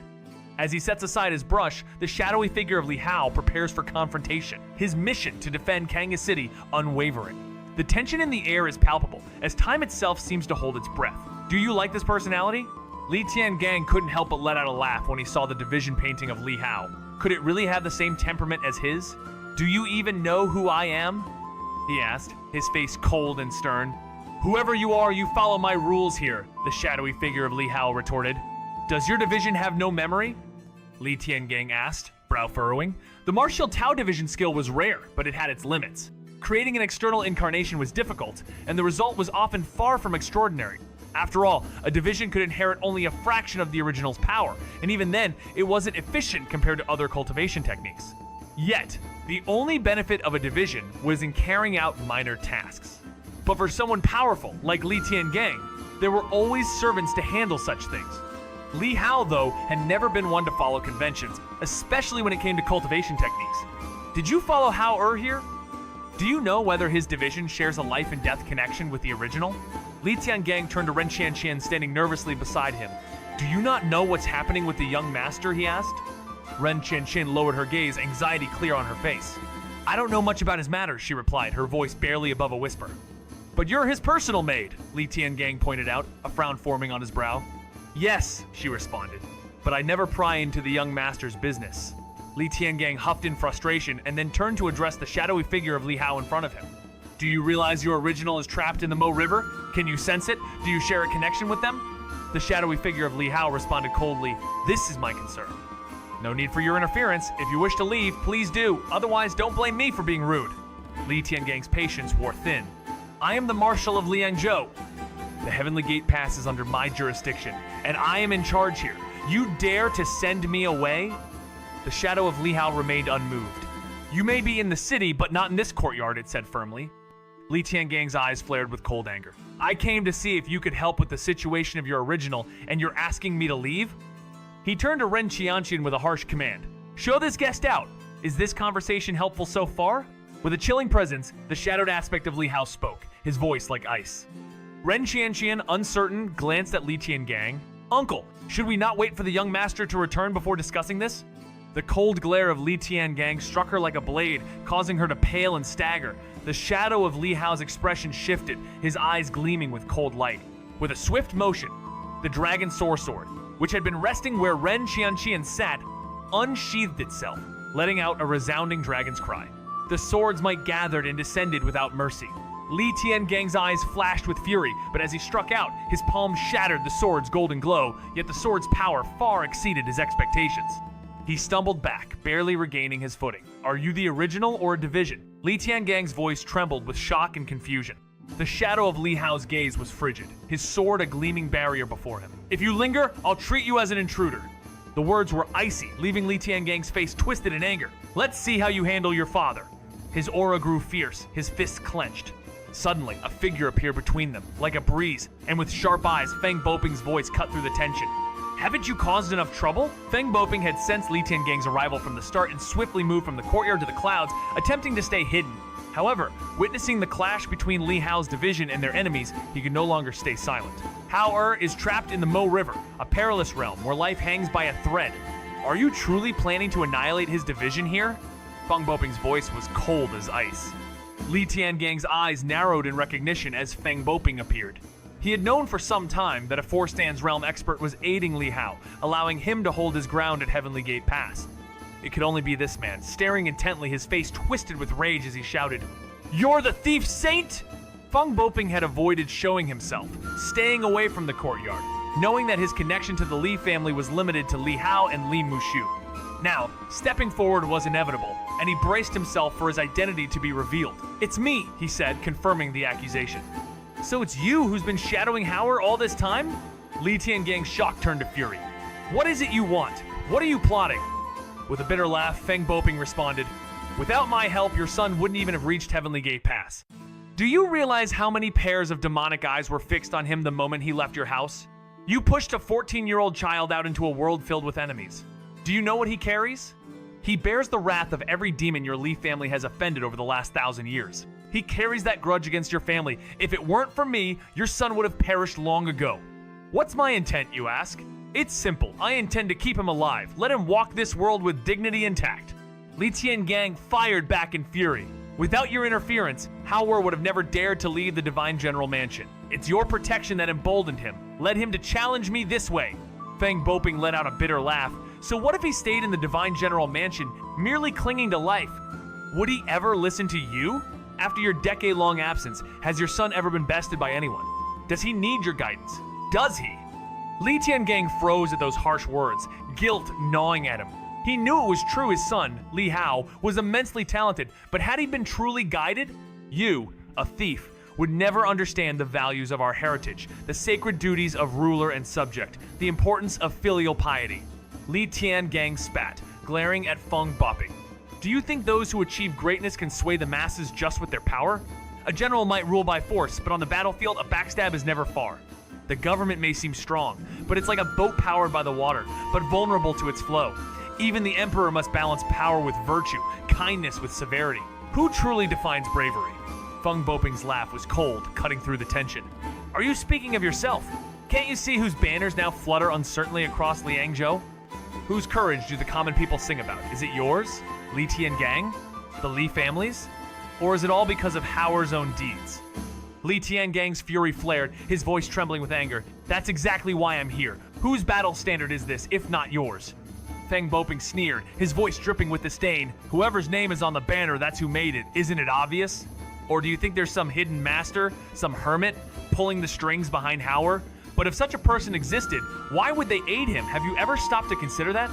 For a moment, Li Tiangang was speechless, his mind reeling with thoughts. He had no answer, no response to the truth burning in those words. Feng Boping pressed on, unrelenting. And if there really was such a grand master, do you think they'd lend a hand for the Li family's sake? Your family's influence? If the Li family were so mighty, why, after losing 6 sons in battle, has no one ever come to your aid? Think about it. Li Tiangang's face turned pale, his anger now mingled with the sting of truth. He knew, deep down, that Feng Boping's words cut close to a painful reality. Li Tiangang's eyes burned with intensity as he demanded, "Really? Howard made it himself?" His gaze was sharp, suppressing a torrent of emotion. Feng Boping merely let out a cold laugh, his silence deepening the mystery. But this only fueled Li Tiangang's growing excitement. If it was indeed Howard's work, then the implications were immense. A secret technique created by his own son? That meant the future was not so bleak, especially with the demons lurking at the frontier. The thought of mass-producing such techniques, backed by the Li family's reputation, was enough to defend the entire Dayu divine dynasty. The very thought sent waves of hope through him. His eyes flicked over to Li Hao's shadowy figure, a split form that answered coldly, "It's none of your business. Get out." The arrogance in that voice, despite it belonging to a mere fragment of his son, stoked a burning resentment in Li Tiangang. Feng Boping's icy voice broke through the tension. What's the use of these questions? If Howard is dead, all of this will be for nothing. The words hit like a dagger, but Li Tiangang was unshaken. "You don't understand the Li family's legacy," he said firmly. "With my 4th uncle's knowledge of Dragon City Mo River and the hundreds of thousands of soldiers waiting at the gates, there's no chance for trouble. Once they emerge, we will escort them back safely." Feng Boping's sneer deepened. "You, a thief with no connections, have no right to talk about heritage." Feng Boping's lips quivered in anger, but he held his tongue, suppressing any retort. Deep down, he too hoped that the Divine General Mansion truly lived up to its legendary reputation, so that Hao could return safely. "Let's hope your Divine General Mansion is as powerful as they say," he muttered, snorting dismissively and flicking his sleeve. "I have no interest in arguing with a junior like you. If you want to fight, I'm ready, but don't think for a second you'll harm Hao again." He paused, the air thick with tension. "Back then, I stayed hidden to avoid tarnishing the Li family's name. But now, it's not your place to act so arrogantly." Li Tiangang sneered, his voice dripping with disdain. "Should I thank you for that? You, who wreaks havoc wherever you go. Who paid you to meddle in Li family matters? You led Hao astray, didn't you?" Feng Boping laughed bitterly, his anger rising to a boil. "How? And I clicked from the start? You think I'm the one who influenced him?" Li Tiangang's voice turned cold. "If it weren't for you, Hao would still be at the Divine General Mansion. He wouldn't have left the city where the demon attack almost claimed him. He'd have been safe, brought back by Li He. This is a matter between father and son, so where do you get the right to intervene?" He continued. "What gives you the authority to meddle with the Divine General Mansion's affairs? How is the Li family's future? What are you plotting?" Feng Boping's cheek twitched, his anger simmering beneath the surface, but the sharp words, "When did it become your place to intervene?" instantly quelled his fiery retort. His wandering life, aimless and without roots, flashed in his mind, and he let out a bitter laugh.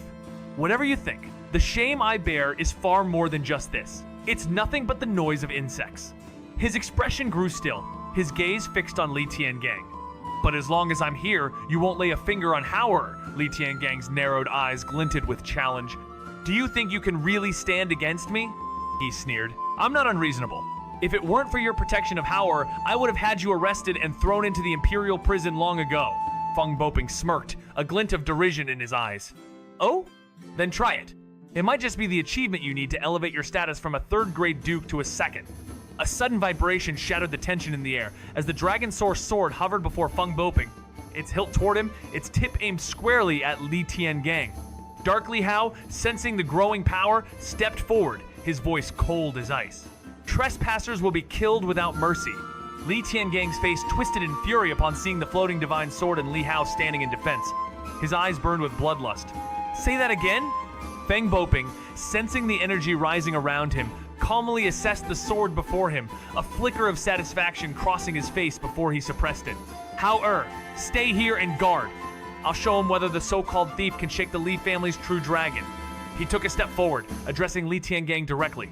"Do you dare step outside and test me?" Li Tiangang snorted, his face twisting with disdain. "A sneaky rogue like you dares to challenge me?" In an instant, Li Tiangang and the figure beside him vanished from the courtyard, leaving behind only an eerie silence. Ren Xianxia, frantic, called out their names in desperation, but the world around her remained still, the air thick with an unsettling stillness. With a sudden burst of speed, both figures were already miles away, heading into the unknown. Determined, Li Hao pursued them, but only the golden flash of the dragon source sword could be seen as it disappeared into the horizon. Soon, Li Hao found himself outside the boundaries of Liangzhou territory, near the Mo River, where his body shattered, fading into nothingness. The sensation of his consciousness disintegrating was terrifying. Each fragment of his being was slowly devoured by the void. Struggling in vain, Li Hao could only watch as his world became a blur, his fading vision catching glimpses of his loved ones in anguish. They could not see him, and their sorrow echoed across the cosmos. In those final moments, he yearned to offer them a smile, but there was no longer a body to express it. The inevitable engulfed him, leaving only the emptiness. The darkness sealed off all light, pulling Li Hao into a deep, endless fall. As his thoughts faded, he found solace in the belief that his life, though fleeting, had ended with a purpose. Yet, even in death, there lingered a sensation of home, a place long lost. Thoughts of an empty grand courtyard drifted in his mind, followed by countless mountains, rivers, and distant paths. His journey, filled with both storms and clear skies, had never been one of solitude. He had no home to return to, but the laughter and warmth of friends had accompanied him. Regret filled his heart would never see his companions again, never help them reach their full potential. The little white fox would have to fend for itself, and the faces of his loved ones, once so close, would remain unreachable. Li Hao let out a soft sigh, feeling the cold darkness around him start to fade as his consciousness slowly weakened. Was it the approach of death that left him feeling nothing? His mind sank deeper into the void. But just as he was on the verge of complete oblivion, something warm stirred in his chest. Gradually, his senses returned as a crimson light began to glow from his chest, growing brighter and more intense, illuminating the darkness around him. As the light grew stronger, the surrounding shadows began to dissolve. When the darkness finally cleared, Li Hao found himself standing before a thatched hut. An old man, his robes tattered, stood nearby, busy with some mysterious task. To his astonishment, the man seemed to be building a mountain with his bare hands. The sight left Li Hao frozen, unable to comprehend what was happening. But as the old man sensed his presence, his actions paused. The mountain before them trembled, cracked open, and then collapsed with a deafening roar.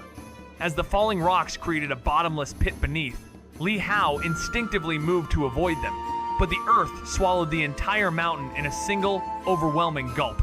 Staring at the strange old man, who returned his gaze indifferently, Li Hao could only ask, "Where am I? What is going on?" After a long pause, the old man finally spoke, his voice calm and steady. "Don't you want to go home?"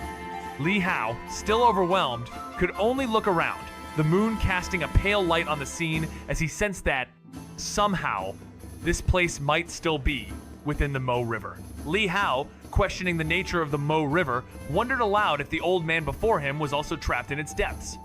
The old man's eyes twinkled as he revealed the secret to Li Hao's confusion. "No wonder the Mo River couldn't hold you. I never expected someone like you."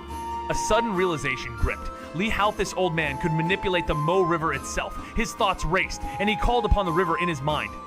Golden characters appeared, revealing the mission progress. Mo River clearance progress. 99%. Main mission, defend Dragon City completed. Side mission, growth completed. Despite the progress, Li Hao's heart sank. Had he truly not cleared the river yet? The old man chuckled knowingly, explaining that while the main missions had freed him from the Mo River's grip, true freedom required more. The river had once been part of the underworld, but with the old man's soul merging with it, it became a ghost-level trial. The river's power and the obsessions tied to it were nearly broken. Just one final step remained for Li Hao to complete his journey. Li Hao's gaze sharpened as the final task was revealed to him. "What is it?" he asked, his voice filled with uncertainty. The old man's expression remained somber as he spoke of the Mo River's deadly grip, a force that trapped the souls of the lost, a reflection of his own unresolved obsession with home. "Take me home!" he requested, his voice low, tinged with regret. The old man explained how his obsession had strengthened the Mo River, creating a vicious cycle of souls trapped in their desires. Now, with his final wish, he believed that his homecoming would break the curse, releasing the souls and dissolving the Mo River's power. Li Hao felt the weight of the task, but something in the old man's gentle eyes made him pause. Was this truly the source of the Mo River's curse, or had he been misled? As the Mo River collapsed around them, the souls scrambled to flee, but the question remained. Was the old man a friend or the ultimate foe? In the depths of the Mo River, a mysterious elder speaks with a solemn voice, warning Li Hao that his time is running out. The Mo River's power is growing stronger, and only by returning to his ancestral home can Li Hao escape its pull. The Elder, who has taken refuge within Li Hao's body, offers a final chance for redemption if Li Hao can free the souls trapped in this eerie dimension. But there is a catch. Even if Li Hao succeeds, the souls will never truly be free. They are condemned to dissipate, mere echoes of their former selves. Li Hao is faced with a harsh truth. His journey is not just about survival, but about confronting the illusions of the past, as the fate of his ancestors and the future of Dragon City hang in the balance. Can he find a way to break free, or will the path to salvation be forever lost in the labyrinth of the soul? The battle is not only for his body, but for the very essence of his being. Li Hao's expression darkened, a sense of helplessness settling in as he realized there was nothing he could do for now. If you're ready, I'll take you both away from here. The Elder spoke in a calm tone. Li Hao gave a slight nod. Instantly, the world around him began to shift. The stars moved, rivers and mountains rushed past, and his vision blurred before everything fell into darkness. When his eyes opened again, bursts of light filled his view, accompanied by the fresh scent of trees and grass. Towering ancient trees, as massive as mountains, surrounded him. Where was this? Li Hao was confused. This place was nothing like the rock-filled valley near the Dragon City Mo River. How? Voices of surprise and joy mixed with disbelief echoed beside him. Turning around, he saw Li Xiaoran and Li Tianzong both shocked and staring at him in disbelief.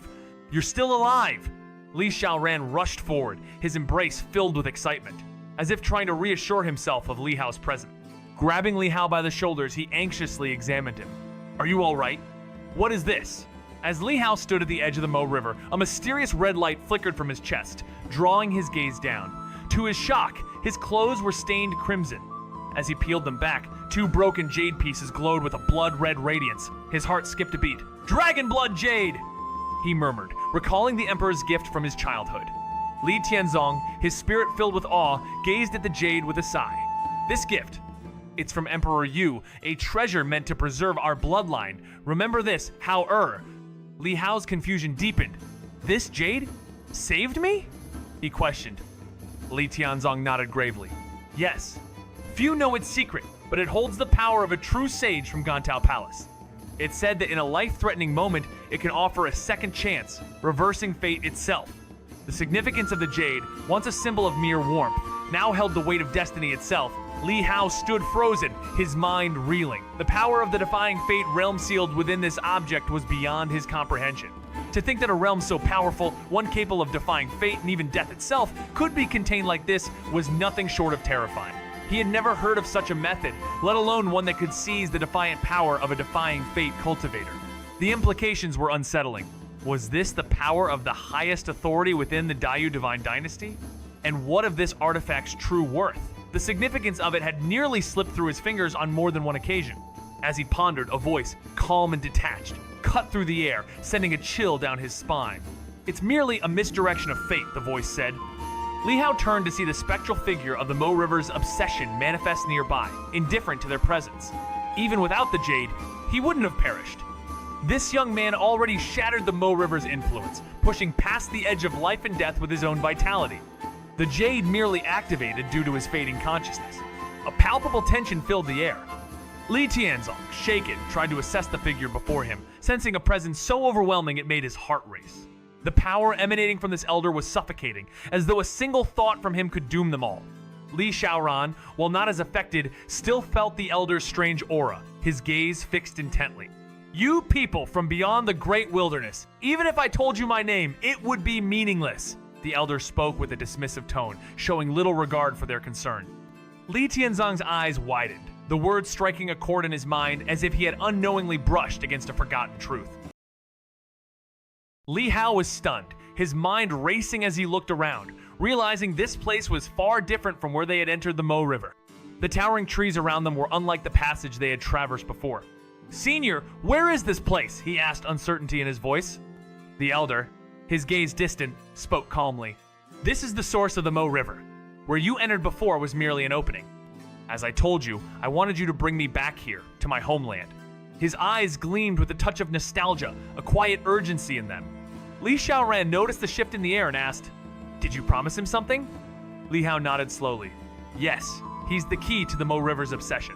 I have to return him, or the Mo River will revive, he said, the weight of his mission pressing down. Li Hao was nearly at the end, the task almost complete. Li Tianzong, his voice tense, asked, "Where must he be taken?"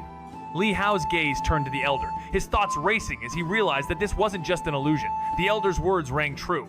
But this revelation, the power to move the Mo River and its connection to the dead, left Li Hao unsettled.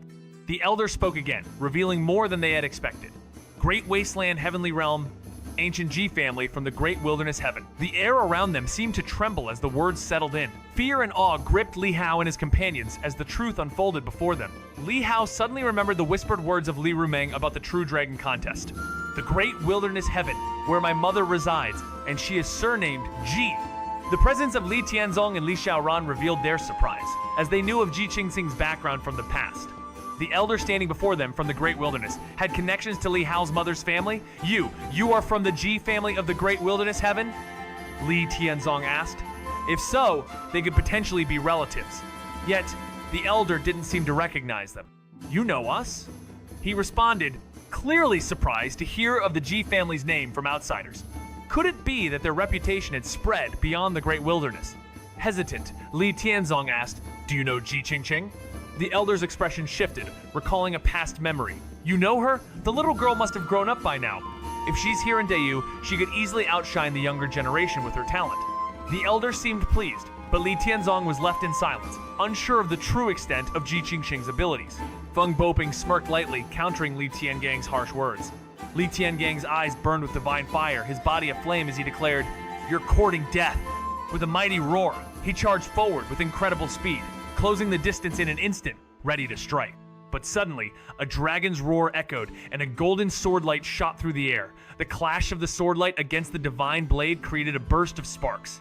Li Tiangang turned in fury, his eyes meeting the clone of Li Hao. His anger boiled over.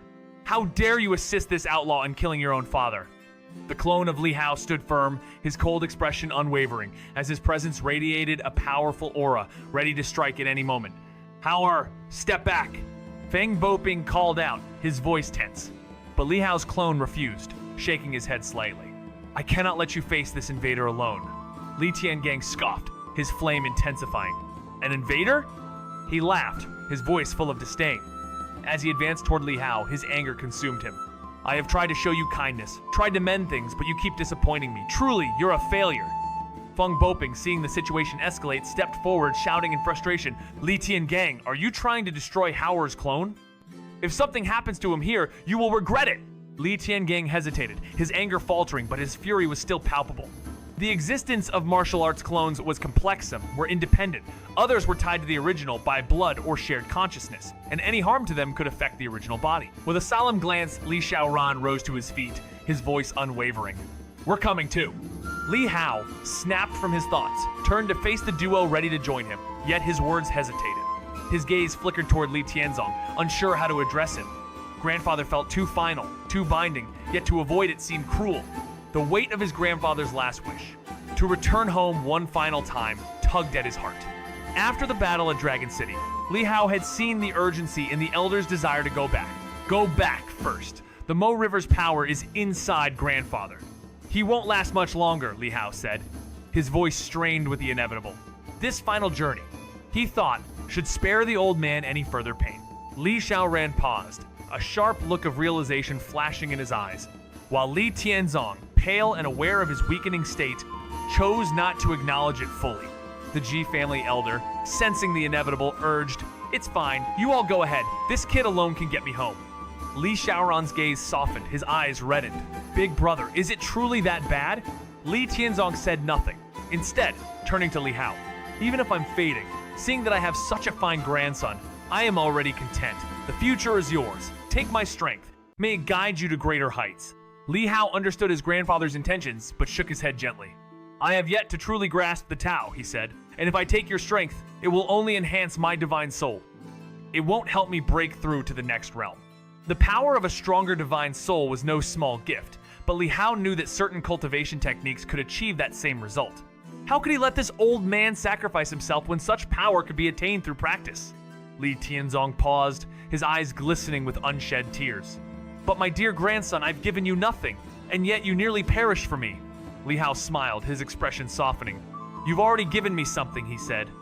You've acknowledged my paintings, the small joys I find outside of duty. Li Tianzong's heart ached. Such trivial things. With your unmatched talent, you deserve so much more. Li Hao was quiet for a moment, then smiled again and spoke to his fourth uncle, Li Xiaoran. Please take care of grandfather, and be cautious on your journey. Li Xiaoran, still reeling from the impending loss of his elder brother, nodded, his voice tinged with sorrow. I understand, however. If I don't find you when I return, I will come looking for you. The Ji family elder chuckled softly. No need. This child is far stronger than you think. His words were filled with pride, knowing Li Hao's potential was exceptional, even among their own. Farewell, fourth uncle. Li Hao gave his final goodbye. Be careful, Li Xiaoran advised. We're near the border of the great wilderness heaven. Demons roam, and they are formidable. Li Hao nodded solemnly. Let's move quickly now, the Ji family elder urged. His impatience was palpable. After more instructions were exchanged, the elder interrupted, eager to be on his way. I'll teach him as we go. You hurry on. After hearing this, both paused, understanding that the other, being a powerful figure within the Ji family, would likely support Li Hao in his journey. They bid their farewells. Li Hao, recalling the matter with Heavenly Gate Pass, turned to Li Xiaoran and said, Uncle, once you return, grandfather, please visit Heavenly Gate Pass for me. Greet my sword servant and tell her I cannot return for now. She and my avatar must hold the fort there. He avoided mentioning Feng by name, fearing the reaction to her identity. Once the message reached Ren Xianxia, it would be passed on to Feng, who would understand. Li Xiaoran nodded, his expression shifting slightly as thoughts of Li Hao and Li Tiangong crossed his mind, but with his elder brother present, he masked any reaction. After parting ways, Li Hao watched them leave, heading towards the Dayu Divine Dynasty, and then he turned away, giving a slight nod. As Li Xiaoran and Li Tianzong flew through the wilderness, they checked their direction and soon reached their desired position. Li Xiaoran's face brightened as he recognized their location. We're on the outer edge of Liangzhou territory. If we follow this path, we'll pass by Heavenly Gate Pass on the way back. Li Tianzong, curious, asked, Heavenly Gate Pass? I just heard Hao mention it. Is he in charge there? How can someone so young lead troops into battle? Li Hao is at a turning point in his cultivation journey, facing immense challenges and testing the very core of his being. Despite his youth, he's already attained remarkable strength. However, as he steps into the Soul Domain Labyrinth, a spiritual world reflecting his inner self, he discovers the depth of the trials ahead. This place, filled with illusions and memories, demands not just physical power, but clarity of mind and heart. His soul weapon, a translucent golden brush, symbolizes his transformation, cutting through the illusions and recording his reality. In this realm, every battle tests his mental fortitude and inner conflict. With visions of Dragon City's fall haunting him, Li Hao must decide what parts of himself to preserve his strategic ruthlessness or his compassionate Sidior, create something entirely new. Each encounter shapes his destiny, making him question what is worth protecting in this ever-shifting maze. Is this conversation helpful so far? If I hadn't been bound to escort Hao to the Heavenly Gate Pass, I would have crushed you back in the three immortal realms. Feng Bopping's form materialized before him, his hand raised to launch the Azure Pagoda, binding the fire dragon in place with ease. But now, you won't have that chance. Li Tiangang, now a formidable force in the fourfold Daoheart realm and a true dragon, may not have the extraordinary martial prowess of his sibling, but he stood as one of the 9 sons, a peerless genius in his own right. Despite his immense contributions, Feng Bopping held back, only wishing to teach him a lesson. But Li Tiangang, eyes cold with fury, flicked his divine flame saber and advanced with a force that shook the very air around him, his aura surging to heights unseen. Feng Bopping's expression hardened, his voice cold. Do you wish for a true battle? Then I will teach you what your elders failed to. With a fierce roar, Li Tiangang unleashed a devastating slash, setting the very air aflame, burning the ground below him. The saber, guided by Tao's rhythm, struck with immense speed. But Feng Bopping vanished, his form blurring as he appeared behind Li Tiangang, executing his heaven and earth traceless skill flawlessly. Yet, in the split second before his palm struck, Li Tiangang reacted, his flames manifesting as the great flame Luo hand, meeting Feng Bopping's strike with ferocious force. Caught off guard, Feng Bopping recoiled, his palm burned, veins searing with unrelenting pain, as if his very blood was boiling. Li Tiangang, his voice dripping with disdain, sneered. Your so-called higher realms mean nothing to me. I've fought far worse. As the wind howled, Feng Bopping's robes fluttered, and in a blink, he vanished. Li Tiangang's sharp eyes darted, scanning the air, but his opponent's figure had disappeared. The tense silence was pierced by a whistling sound from behind, only for the strike to vanish as quickly as it came. Li Tiangang smirked, anticipating a feint, yet his senses were on high alert, his flames ready to surge. Suddenly, a force slammed into his back, piercing him like a blade to the spine. The impact sent him stumbling forward, his rage boiling as he swung blindly. But nothing. Another piercing sound came, this time from the front, and his body was sent crashing down the cliff, blood spilling. Yet, from the river below, he emerged, steaming, eyes blazing. On a distant treetop, Feng Boping stood unfazed. Is this all you've learned about battle? As for understanding the human heart, I've walked the secret halls of every great sect. You can never imagine. Feng Boping smirked lightly, countering Li Tiangang's harsh words. Li Tiangang's eyes burned with divine fire, his body aflame as he declared, "You're courting death." With a mighty roar, he charged forward with incredible speed, closing the distance in an instant, ready to strike. But suddenly, a dragon's roar echoed, and a golden sword light shot through the air. The clash of the sword light against the divine blade created a burst of sparks. Li Tiangang turned in fury, his eyes meeting the clone of Li Hao. His anger boiled over. How dare you assist this outlaw in killing your own father?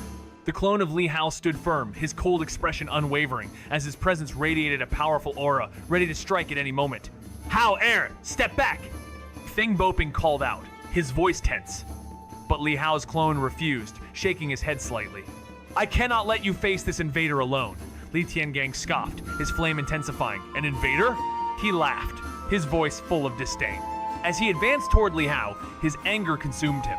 I have tried to show you kindness, tried to mend things, but you keep disappointing me. Truly, you're a failure. Feng Boping, seeing the situation escalate, stepped forward, shouting in frustration. Li Tiangang, are you trying to destroy Hao Er's clone? If something happens to him here, you will regret it. Li Tiangang hesitated, his anger faltering, but his fury was still palpable. The existence of martial arts clones was complex, some were independent, others were tied to the original by blood or shared consciousness, and any harm to them could affect the original body. Li Hao's clone shares an intense connection with him if the clone perishes. Li Hao himself suffers grievous damage, possibly even death. But the nature of this clone remains unclear to Li Tiangang. As tensions rise, Li Tiangang accuses Li Hao of betraying the Li family, calling him a traitor. However, Feng Boping steps in, defending Li Hao, reminding the general that Li Hao severed ties with the family long ago and has every right to make his own choices. The argument intensifies, but before things spiral further, a mysterious figure appears on the horizon, flying toward them. As the figure lands, both Feng Boping and Li Tiangang recognize him, their expressions shifting. Feng Boping, with a cold tone, remarks that the figure must deal with his nephew himself, stepping back to protect Li Hao's clone from further conflict. Li Tiangang froze as he saw the figure approach, his expression changing instantly. Uncle, what are you doing here? In the Divine General Mansion? Is it Hao Er? Li Muxiu interrupted him directly, eyes wide as he stared at Li Hao's clone, protected by Feng Boping. His excitement quickly turned to concern. When did Hao Er escape danger? Wasn't he at Mo River? What about the fourth brother? Feng Boping sneered. He hasn't escaped danger yet. This is just Hao Er's clone. Li Muxiu stood frozen, the word clone like a splash of cold water extinguishing his initial excitement. Looking around, he grew tense. I sensed your auras from a distance. What's going on here? Li Tiangang glanced at him, then at Feng Boping, his eyes narrowing. Uncle, do you know this divine thief? Li Tiangang's words seemed to confirm their connection. If Uncle had introduced them, it made sense. But if not, why would someone like the divine thief approach Li Hao? Li Muxiu's expression shifted, a sigh escaping him as he nodded. Indeed, your Uncle Feng and I have known each other for many years. But what happened here? Were you fighting? Li Tiangang's anger boiled over as he clenched his fists. Uncle, I respect you as my father's brother, but are you still this reckless? They say you were wild in your youth, but should you still be acting this way? Li Muxiu's face darkened, and he snapped, How dare you speak to me like that? Our private matters have never interfered with the Divine General Mansion. Who are you to lecture me? In a heated moment, Li Tiangang's voice thundered, I've seen everything you've done for the family, guarding the Divine General Mansion all these years, but to ally with the thief, how could you? His fist clenched, seething with anger. And you've corrupted Hao Er, leading him astray. Uncle, how could you be so blind? Li Muxiu's patience snapped. Li Tiangang, for the last time, he is no thief. A thief takes for himself, but a great thief acts for the greater good. Your Uncle Feng deserves to be called a saint. As for Hao Er, the one who's truly harmed him is you. Li Tiangang sneered. So you're saying he steals to help the poor? Don't try to tell me about Uncle Feng. There are countless ways to serve this world. From slaying demons to defending borders, he chose to steal. Feng Boping's icy retort sliced through the air. That's enough, Li. Don't ever call me uncle again. I'm not worthy of such a title in front of the true dragons of the Li family. Li Mushu, understanding the depths of the tension, sighed deeply. Tiangong, your martial skills are unmatched, and you've led troops in battle. But you've been too distant from the world of Jianghu, too immersed in the temples of power. You can't understand the helplessness behind the feuds and betrayals of this world. In a world where one's honor is questioned by the very essence of society, there are those who quietly harbor the weight of duty and relationships that are meant to be hidden. Li Mushu, a man marked by the divine bloodline of the General Mansion, once wandered free and unfettered, unburdened by ties of obligation. Now, he bears the weight of decisions that echo in his every step. As the quiet war within his soul rages, torn between an unspoken friendship with Feng Boping and the reality of his station, he must face a harsh truth. The world doesn't forgive those who live in shadows. Li Tiangang, his uncle, serves as a reminder of the precarious line he walks, his cold words weighing down on a heart already conflicted. Yet, even amidst the vast network of power and politics, Li Mushu knows that some things cannot be undone, no matter the cost. Now, with Haoer's fate hanging in the balance, he is forced to confront the delicate dance between what is right and what is necessary. But can he still find his way back to the path of honor? Or will he be lost in the labyrinth of his own making? Li Tiangang glanced at the dark shadows of his mind, as the weight of the moment pressed heavily upon him. How did you end up fighting? And what of the Mo River on Dragon City's side? Our priority is bringing Haoer back safely, he muttered, his voice laced with concern. His gaze met Li Mushu's, a silent understanding passing between them. I was about to ask you. Li Tiangang continued, his voice sharp with urgency. Did you check the situation in Qingzhou before leaving? Was your departure kept secret? You know how dangerous it would be if anyone found out you were gone. Li Mushu, unshaken, replied with unwavering confidence. You can trust me to handle things. His attention shifted toward Li Hao's distant avatar, a deep softness entering his eyes as he inquired. Haoer, can you sense your original self in the Mo River? The darkened form of Li Hao responded with a slight shake of his head. I can't sense it. Li Mushu's brow furrowed. Is it because of the Mo River? Or something within you? As the tension lingered, Li Tiangang's eyes flashed with frustration. The uncertainty was unbearable. Everything had shifted since their return from northern Yan. Haoer's under the care of his fourth uncle. He should be safe unless something else happens, Li Tiangang stated, but the anger seething beneath his words betrayed his true concern. I came here seeking answers, but instead I uncovered something far greater, something that changes everything. Do you like this personality? Li Mushu pressed for more details, and the dark side of Li Hao shared everything with striking transparency. As Li Hao answered all questions without hesitation, Li Tiangang's face darkened, an uneasy mix of discomfort and anger seizing him. How could Li Hao speak so openly to Li Mushu? He was his father! Soon, Li Mushu realized the Avatar didn't know the full extent of Li Hao's true circumstances. However, he did learn that Li Hao's combat power was incredibly strong, rivaling even a Demon King in the Ultimate Study realm. And with the right methods, he could push those limits even further. Additionally, when Li Mushu inquired about the war flag, the Avatar paused before delivering the information telepathically. When Li Tiangang learned the war flag was crafted by Li Hao himself, a wave of shock followed by ecstasy swept through him. Li Hao's talent was a gift from the heavens, and if properly harnessed, it could surpass even Li Tiangang's martial prowess. With such a talent, the war flags could protect the entire Daiyu Divine Dynasty, while martial skills could only defend a single state. After gathering intel, Li Mushu felt slightly relieved, but without seeing Li Hao in person, his unease lingered. Li Tiangang then suggested they head to Dragon City Mo River, cautioning Li Mushu to stay hidden to prevent exposure. A final warning followed: sever ties with Feng Boping. Li Mushu was taken aback, but Feng Boping merely gave a quiet, patient look, waiting for his decision. With a heavy heart, Li Mushu stands at a crossroads, his long-standing bonds tested by the weight of his family's legacy.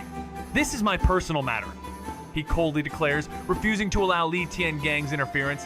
But his old friend, with the stern resolve of a man bound by duty, warns of the dire consequences to the Li family's name. He knows the cost of such ties, and his expression hardens. Do you want to bring shame upon our ancestors? Li Mushu's gaze falters, caught between his loyalty to an old friend and the crushing responsibilities of his bloodline. Feng Boping, with quiet resolve, offers a solution: sever their ties now to protect them both. Yet, as the weight of the decision falls upon him, Li Mushu trembles, his voice soft and filled with sorrow. I have severed enough ties. The quiet devastation in his words marks the end of an era. the beginning of a new path, one that will reshape his destiny. In the tense confrontation, Li Muxiu's firm stance defies Li Tiangang's demand. "I won't sever anymore," he declares, unwilling to bend to family pressure. Li Tiangang, seizing the moment, orders with cold authority, invoking the ancient rules of the Li family and demanding the break in all ties with the man who has influenced their family. Muxu, shocked yet steadfast, faces his nephew's wrath, but beneath it is a deeper disappointment, a moment where the weight of their bloodline and the consequences of their choices collide. The past, filled with regrets and obligations, looms large as the two stand at odds, the air thick with the unspoken truth of a family divided. He closed his eyes, his heart heavy with unspoken regrets. When they opened again, his gaze was a storm of pain, lost years, and the weight of decisions made long ago. "I've strayed too far in my youth, made countless mistakes," he murmured, his voice rough. "I owe an apology to your father for leaving him to guard the city alone. From now on, I will live for the Li family. My life is theirs, and I will let it burn for them." He shuddered, turning to face Feng Boping. Their eyes met, and for a fleeting moment, tears of blood shimmered in Li Muxiu's gaze. "Old Feng," he whispered. A faint tremor passed through Feng Boping, but a sad smile tugged at his lips. "Old Li," he said softly, "why do you cry now at this age? Haven't we always known that the sun and moon are ours to share, no matter the distance? Life and death. We've long since learned to accept our fates." Li Muxiu's fists clenched, shaking with the power of a saint's strike. Yet even his legendary might could not break the chains of his blood or the torment locked in his heart. Half invincible, and yet not truly invincible at all, he could never retract that half step he had taken.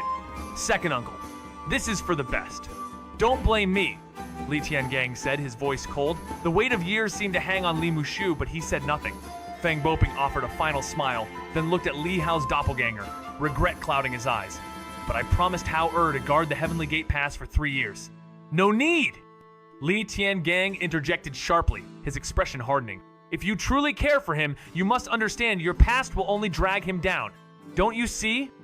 He's destined to inherit the true dragon of the Li family, to shine with greatness. You cannot ruin him now." In the vast and silent world, Feng Boping's heart stirred as his lips trembled, but no words escaped. His gaze softened as he faced Li Hao's dark alter ego, acknowledging the painful truth. "You've grown up, and now you must walk alone." With a self-deprecating chuckle, he remarked, "I am but a traveler, far from the glory of the divine general mansion." Despite the looming shadows of the future, he knew his time had come. His soul, bound to an ancient cultivation technique, was no longer meant to shield Li Hao. The winds whispered goodbye as Feng Boping vanished, leaving behind only the faintest trace of his presence. Li Muxiu stood motionless, his heart burdened by the weight of loss. The silence enveloped him until a distant voice broke through, shaking him from his thoughts. "Second brother, Tiangang?" Even in the vast emptiness, the ties of family remained, echoing through the air like a thread, waiting to be pulled. In the vast and silent world, Feng Boping's heart stirred as his lips trembled, but no words escaped. His gaze softened as he faced Li Hao's dark alter ego, acknowledging the painful truth. "You've grown up, and now you must walk alone." With a self-deprecating chuckle, he remarked, "I am but a traveler, far from the glory of the divine general mansion." Despite the looming shadows of the future, he knew his time had come. His soul, bound to an ancient cultivation technique, was no longer meant to shield Li Hao. The winds whispered goodbye as Feng Boping vanished, leaving behind only the faintest trace of his presence. Li Muxiu stood motionless, his heart burdened by the weight of loss. The silence enveloped him until a distant voice broke through, shaking him from his thoughts. Second brother, Tiangang? Even in the vast emptiness, the ties of family remained, echoing through the air like a thread waiting to be pulled. A figure soared towards them, dressed in ragged gray robes like a beggar, hair wild and untamed, but the face and the knife at his waist was unmistakably Li Xiaoran!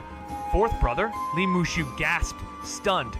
Li Tiangang too blinked in disbelief, unsure if his eyes were deceiving him, before focusing and confirming that it was indeed their fourth uncle. "He's back? How is he here?" he thought in confusion.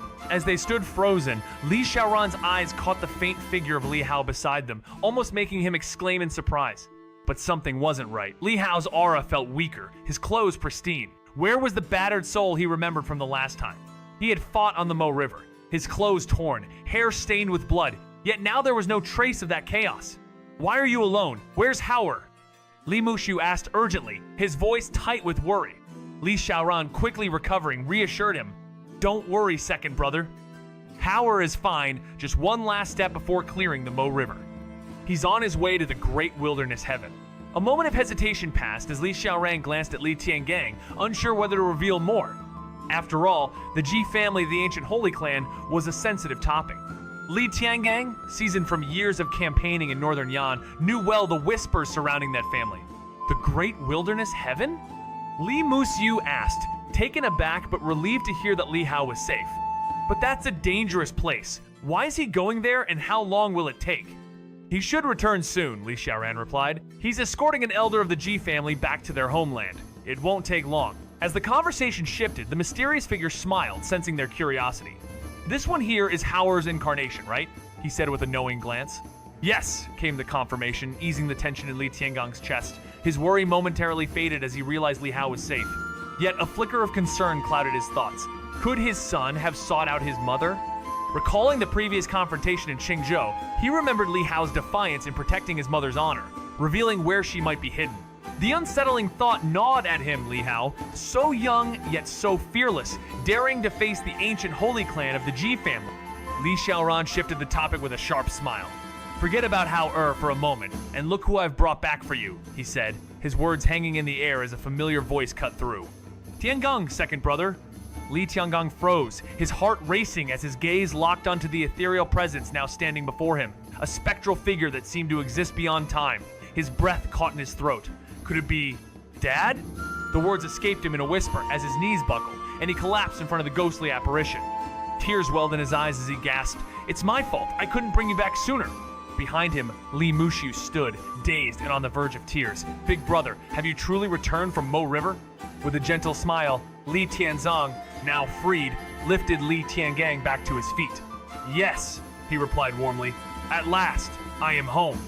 Li Mushu clenched his fists, his frail body shaking slightly, his emotions running deep as he whispered to himself. As time unraveled, the weathered figure of a once young man now stood before the brother who had borne the weight of Dragon City's fall.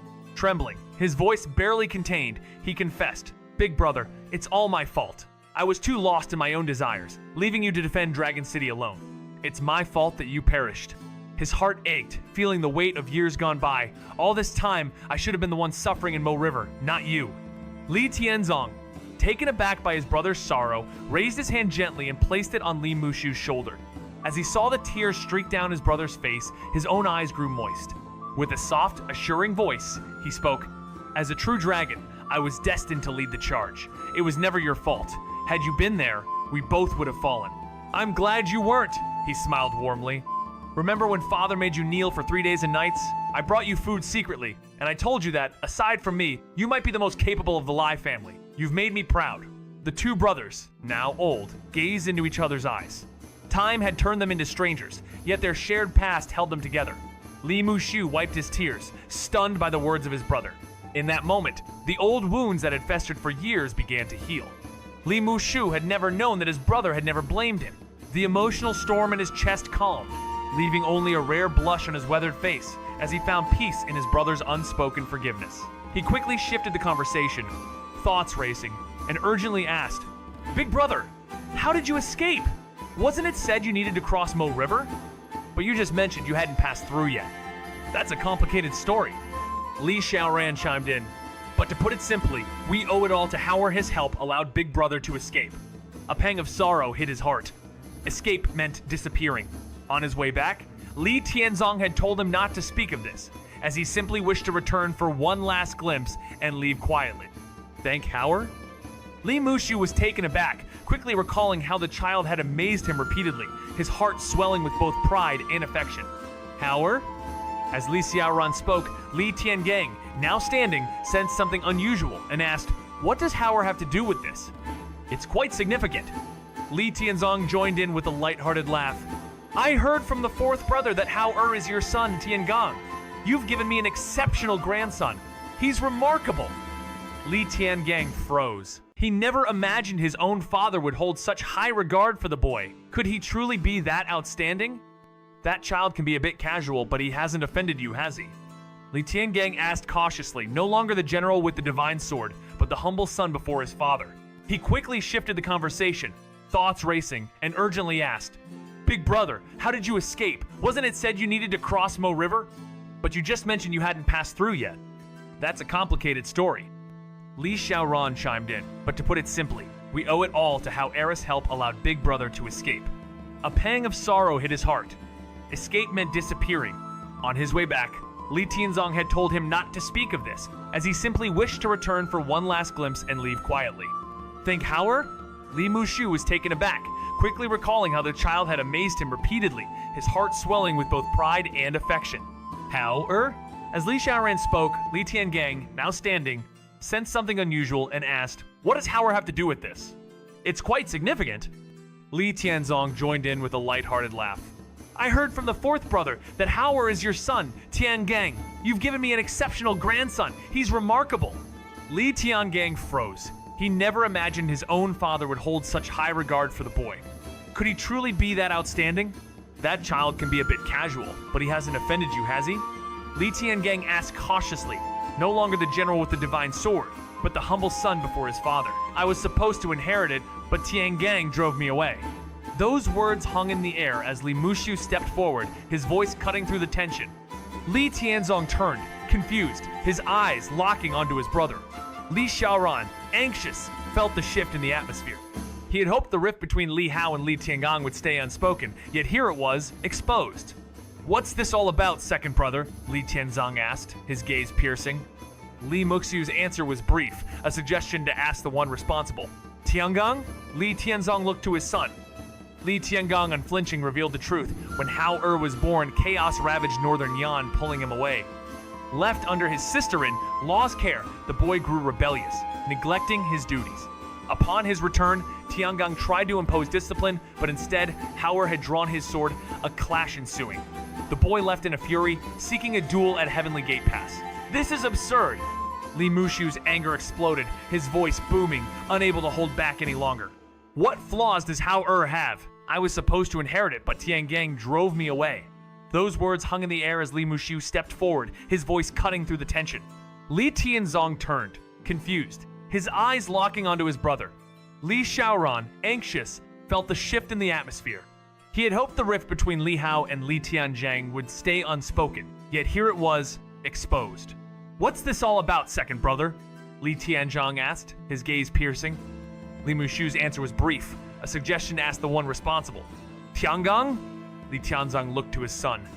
Li Tiangang, unflinching, revealed the truth. When Hao was born, chaos ravaged northern Yan, pulling him away. Left under his sister in law's care, the boy grew rebellious, neglecting his duties. Upon his return, Tiangang tried to impose discipline, but instead, Hao had drawn his sword, a clash ensuing. The boy left in a fury, seeking a duel at Heavenly Gate Pass. "This is absurd!" Li Mushu's anger exploded, his voice booming, unable to hold back any longer. "What flaws does Hao have? I was supposed to inherit it, but Tiangang drove me away." Those words hung in the air as Li Mushu stepped forward, his voice cutting through the tension. Li Tianzong turned, confused, his eyes locking onto his brother. Li Xiaoran, anxious, felt the shift in the atmosphere. He had hoped the rift between Li Hao and Li Tiangang would stay unspoken, yet here it was, exposed. "What's this all about, second brother?" Li Tianzong asked, his gaze piercing. Li Muxiu's answer was brief, a suggestion to ask the one responsible. "Tiangang?" Li Tianzong looked to his son. Li Tiangang, unflinching, revealed the truth. When Hao was born, chaos ravaged northern Yan, pulling him away. Left under his sister in law's care, the boy grew rebellious, neglecting his duties. Upon his return, Tiangang tried to impose discipline, but instead, Hao had drawn his sword, a clash ensuing. The boy left in a fury, seeking a duel at Heavenly Gate Pass. "This is absurd!"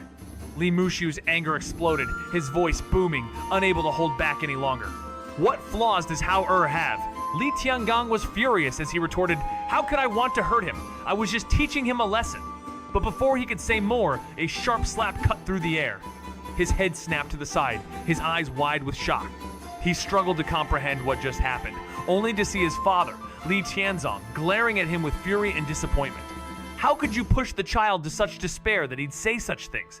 Li Tianzong's voice trembled with anger, his gaze burning with the pain of betrayal. Li Tiangang, stunned, felt his world shake. How could his father, who had always shown him warmth, now be filled with such visible disappointment? The sting on his cheek wasn't the cause of his disorientation, it was the image of the youth's sorrowful eyes that haunted him. A sharp pang gripped his heart, an unfamiliar emotion he couldn't name, perhaps fear or regret. Big brother. Li Xiaoran's voice broke the silence, his words unfinished, though they carried a weight that made everything feel heavier. He hadn't wanted to reveal this to his brother, but now it was too late. Even so, he couldn't understand how Li Tiangong had handled the situation with Li Hao. The boy wasn't what the family had expected, frivolous and unruly. There was something much more beneath the surface, a temperament that defied the rumors. Is this conversation helpful so far? Li Mushu stood still, his expression cold and detached, his silence cutting through the tension like a blade. The slap, which should have been a reprimand, seemed almost too light, too insignificant in comparison to the weight of the situation. It was clear now there was more to this than just a petty family dispute. Li Tianzong's heart wrenched, the truth dawning on him painfully. The boy, the one he once called grandson, had distanced himself. He had left the Li family and refused to acknowledge him. It was as if a cold barrier had risen between them, one that no simple gesture could erase. His eyes blurred with moisture, a mix of sorrow and confusion clouding his thoughts. Why had the boy, who once called him grandpa with such warmth, suddenly turned away? Was it because of the impending doom that loomed over him? That the boy didn't want to burden him with his own struggles? Despite his intangible form, the ache in his heart was real, raw, and cutting. This child, so sensible, so thoughtful. How could this happen? Tell me everything, Li Tianzong demanded, his voice trembling with a mix of fury and heartbreak. His gaze, fierce and unwavering, bore into Li Tiangang, demanding the truth. Li Xiaoran, sensing the depth of the turmoil, quickly intervened, suggesting that explaining it all would take time. But Li Tianzong would not have it. I will not rest until I know the truth, he declared, his voice biting through the room like a vow. Li Mushu, ever the calm figure, urged caution, his voice soft yet firm. Big brother, please, let me explain. Meanwhile, Li Tiangang, in a state of unease, begged his father to calm down, his anxiety clear. The anger in Li Tianzong's eyes was palpable, a fire that threatened to consume everything in its path. The unease that had been buried for so long rose to the surface, and in that moment, Li Tiangang was reminded of the strict discipline of his childhood before his father's passing, before the chaos. He lowered his head, ready to confess, knowing full well the consequences of his actions. Father, he began, this is my fault. I was too hasty. Li Tiangang's voice trembled as he recounted the entire story. As the words fell from his lips, Li Xiaoran's face twisted in discomfort, each second feeling like an eternity. He knew his older brother was clinging to his last moments, trying to draw a line of clarity amid the chaos. And then, he was about to leave the Divine General Mansion. Li Tianzong's face darkened with a storm of emotions. He turned sharply to Li Mushu, his voice edged with authority. Is this true? Li Mushu let out a cold laugh, his gaze briefly locking with the fourth brother before he spoke with quiet resolve. That's his perspective. After returning from the grueling battles of Northern Yan, he saw How'er as lazy and careless. But did he consider that How'er had already achieved the 15 Li realm by age 14? He was breaking records of our dynasty! The story shifted with Li Mushu's words, showing a different side. Even the wisest couldn't claim absolute objectivity, for perspectives are tainted by one's own biases. Li Tianzong, piecing together the fragments of the tale and his own observations, felt his rage flare. You let him walk out of the Li family just like that? Don't you understand the danger? How many enemies does the Li family have? His fist collided with Li Tiangang's chest, sending him stumbling backward. The lash of spiritual energy in his hand cracked through the air as he shouted, You deserve this for such folly! Li Tiangang stood silent, enduring the blow without complaint, a mask of stoic endurance. Big brother, don't overexert yourself. Let me handle it. Li Xiaoran interjected, his voice tinged with concern. Li Mushu eyed the fourth brother with an unspoken surprise. This proactive stance was unexpected, but the order was clear. Don't interfere! Is this conversation helpful so far? Li Tianzong cracked the whip once more, eyes seething with fury as he demanded, Do you even know where you went wrong? Li Tiangang looked up with sorrowful eyes, his voice breaking, Father, please don't be angry. I know I made a mistake. The elder's glare sharpened. And where exactly did you go wrong? Li Tiangang's voice trembled. I shouldn't have been impulsive. I promise, I'll bring How'er back and treat him right. The whip raised again, but Li Tianzong's heart softened upon seeing the boy's anguish, and the weapon fell limply to his side. You have truly disappointed me, he murmured, bitterness lacing his tone. I failed you, as a father, by leaving too soon. I couldn't guide you properly. His voice cracked. Li Tiangang's face changed, panic creeping into his words. Father, you've already done enough. but Li Tianzong's expression shifted to one of sorrow mixed with a bitter laugh. To think, the Li family has fallen so low. A venomous woman hiding behind the second brother's name. She was once so humble, so respectful when she married into the Lu family. And now this? A tragedy beyond measure. His eyes bore into Li Tiangang. What good is it to punish you? Some mistakes are irreversible.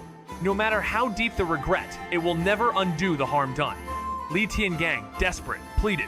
Please, father, don't be angry. I'll find Howard.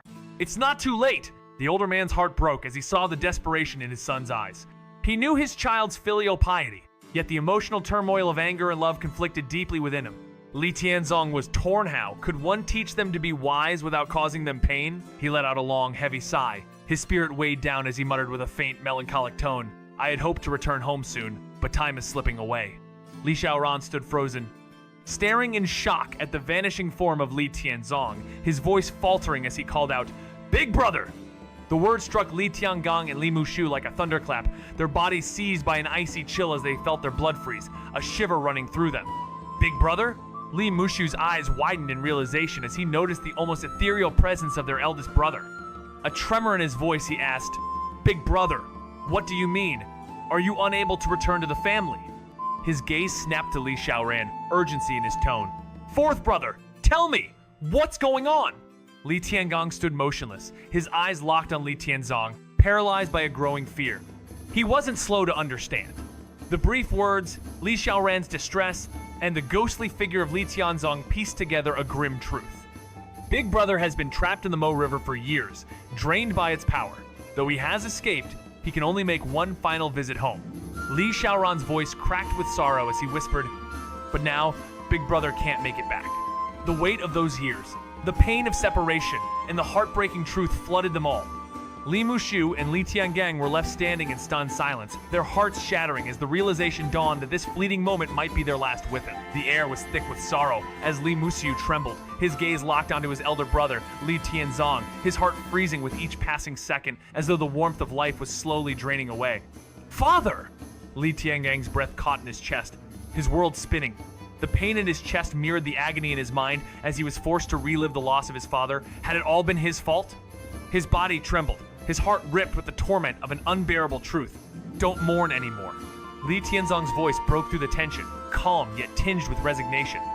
I never imagined this would come to pass. Tell my wife I've gone ahead and that she should take care of herself. If she misses me, let her visit our old mountain. There, the cicadas will speak to her of me. His words weighed heavy on the air as Li Musi was consumed by grief, unable to utter a sound. Father, it's my fault. I angered you. What must I do to bring you back? Li Tiangang's voice cracked as he dropped to his knees, slapping his own face in desperation, blood staining his hands with each strike. With tears in his eyes, he pleaded for forgiveness, hoping for a chance to undo his mistakes. But Li Tianzong only sighed, his voice soft yet firm. It is not me you must bring back, but your son. Do not grieve. With my strength, I can hold on until I return home. But that is all. It is too late now. He paused, inhaling deeply. I wanted to pass my strength to Howard, but he refused. The ancient patriarch's voice echoed, his eyes filled with an unmistakable intensity. I will pass this power to you. Go immediately and bring back Howard, no matter the cost. If anything happens to him, I will never find peace. Not even in death. His gaze pierced through Li Tiangang as his hand landed on his son's body. Did you understand? Li Tiangang, caught off guard, felt his heart tighten. His eyes, red with emotion, hesitated before speaking. I can't accept your power. You should return home. Mother is waiting for you. Li Tianzong's dismissive gesture cut through the moment. Stop being a mama's boy. You defied the entire family for Qingqing, broke all rules for her. Now, for your flesh and blood, you must act like a true father. With a solemn tone, Li Tianzong continued. Remember this. First, you are a son. Second, a husband. Then a father. Only then, a subject, a general, and a member of the people. Li Tiangang's eyes flickered with realization. His father's wisdom had never been wrong. Deep sorrow washed over him as he whispered, Father, I understand. Please, do not speak further. I do not want your power. Just go back and look after things. I beg you. Li Tianzong's gaze softened, filled with nostalgic gold. As long as Hao Er is brought back, the Li family will rise again, and the Dayu dynasty will reclaim its glory. A faint glow danced in his eyes, as if he could already see the golden era. If you wish to truly return, go find Hauer. Even if you must apologize, as a father, bow down if you were wrong. What fear should you have? Li Tiangang's heart ached as he nodded repeatedly, his voice breaking. Father, I've taken your words to heart.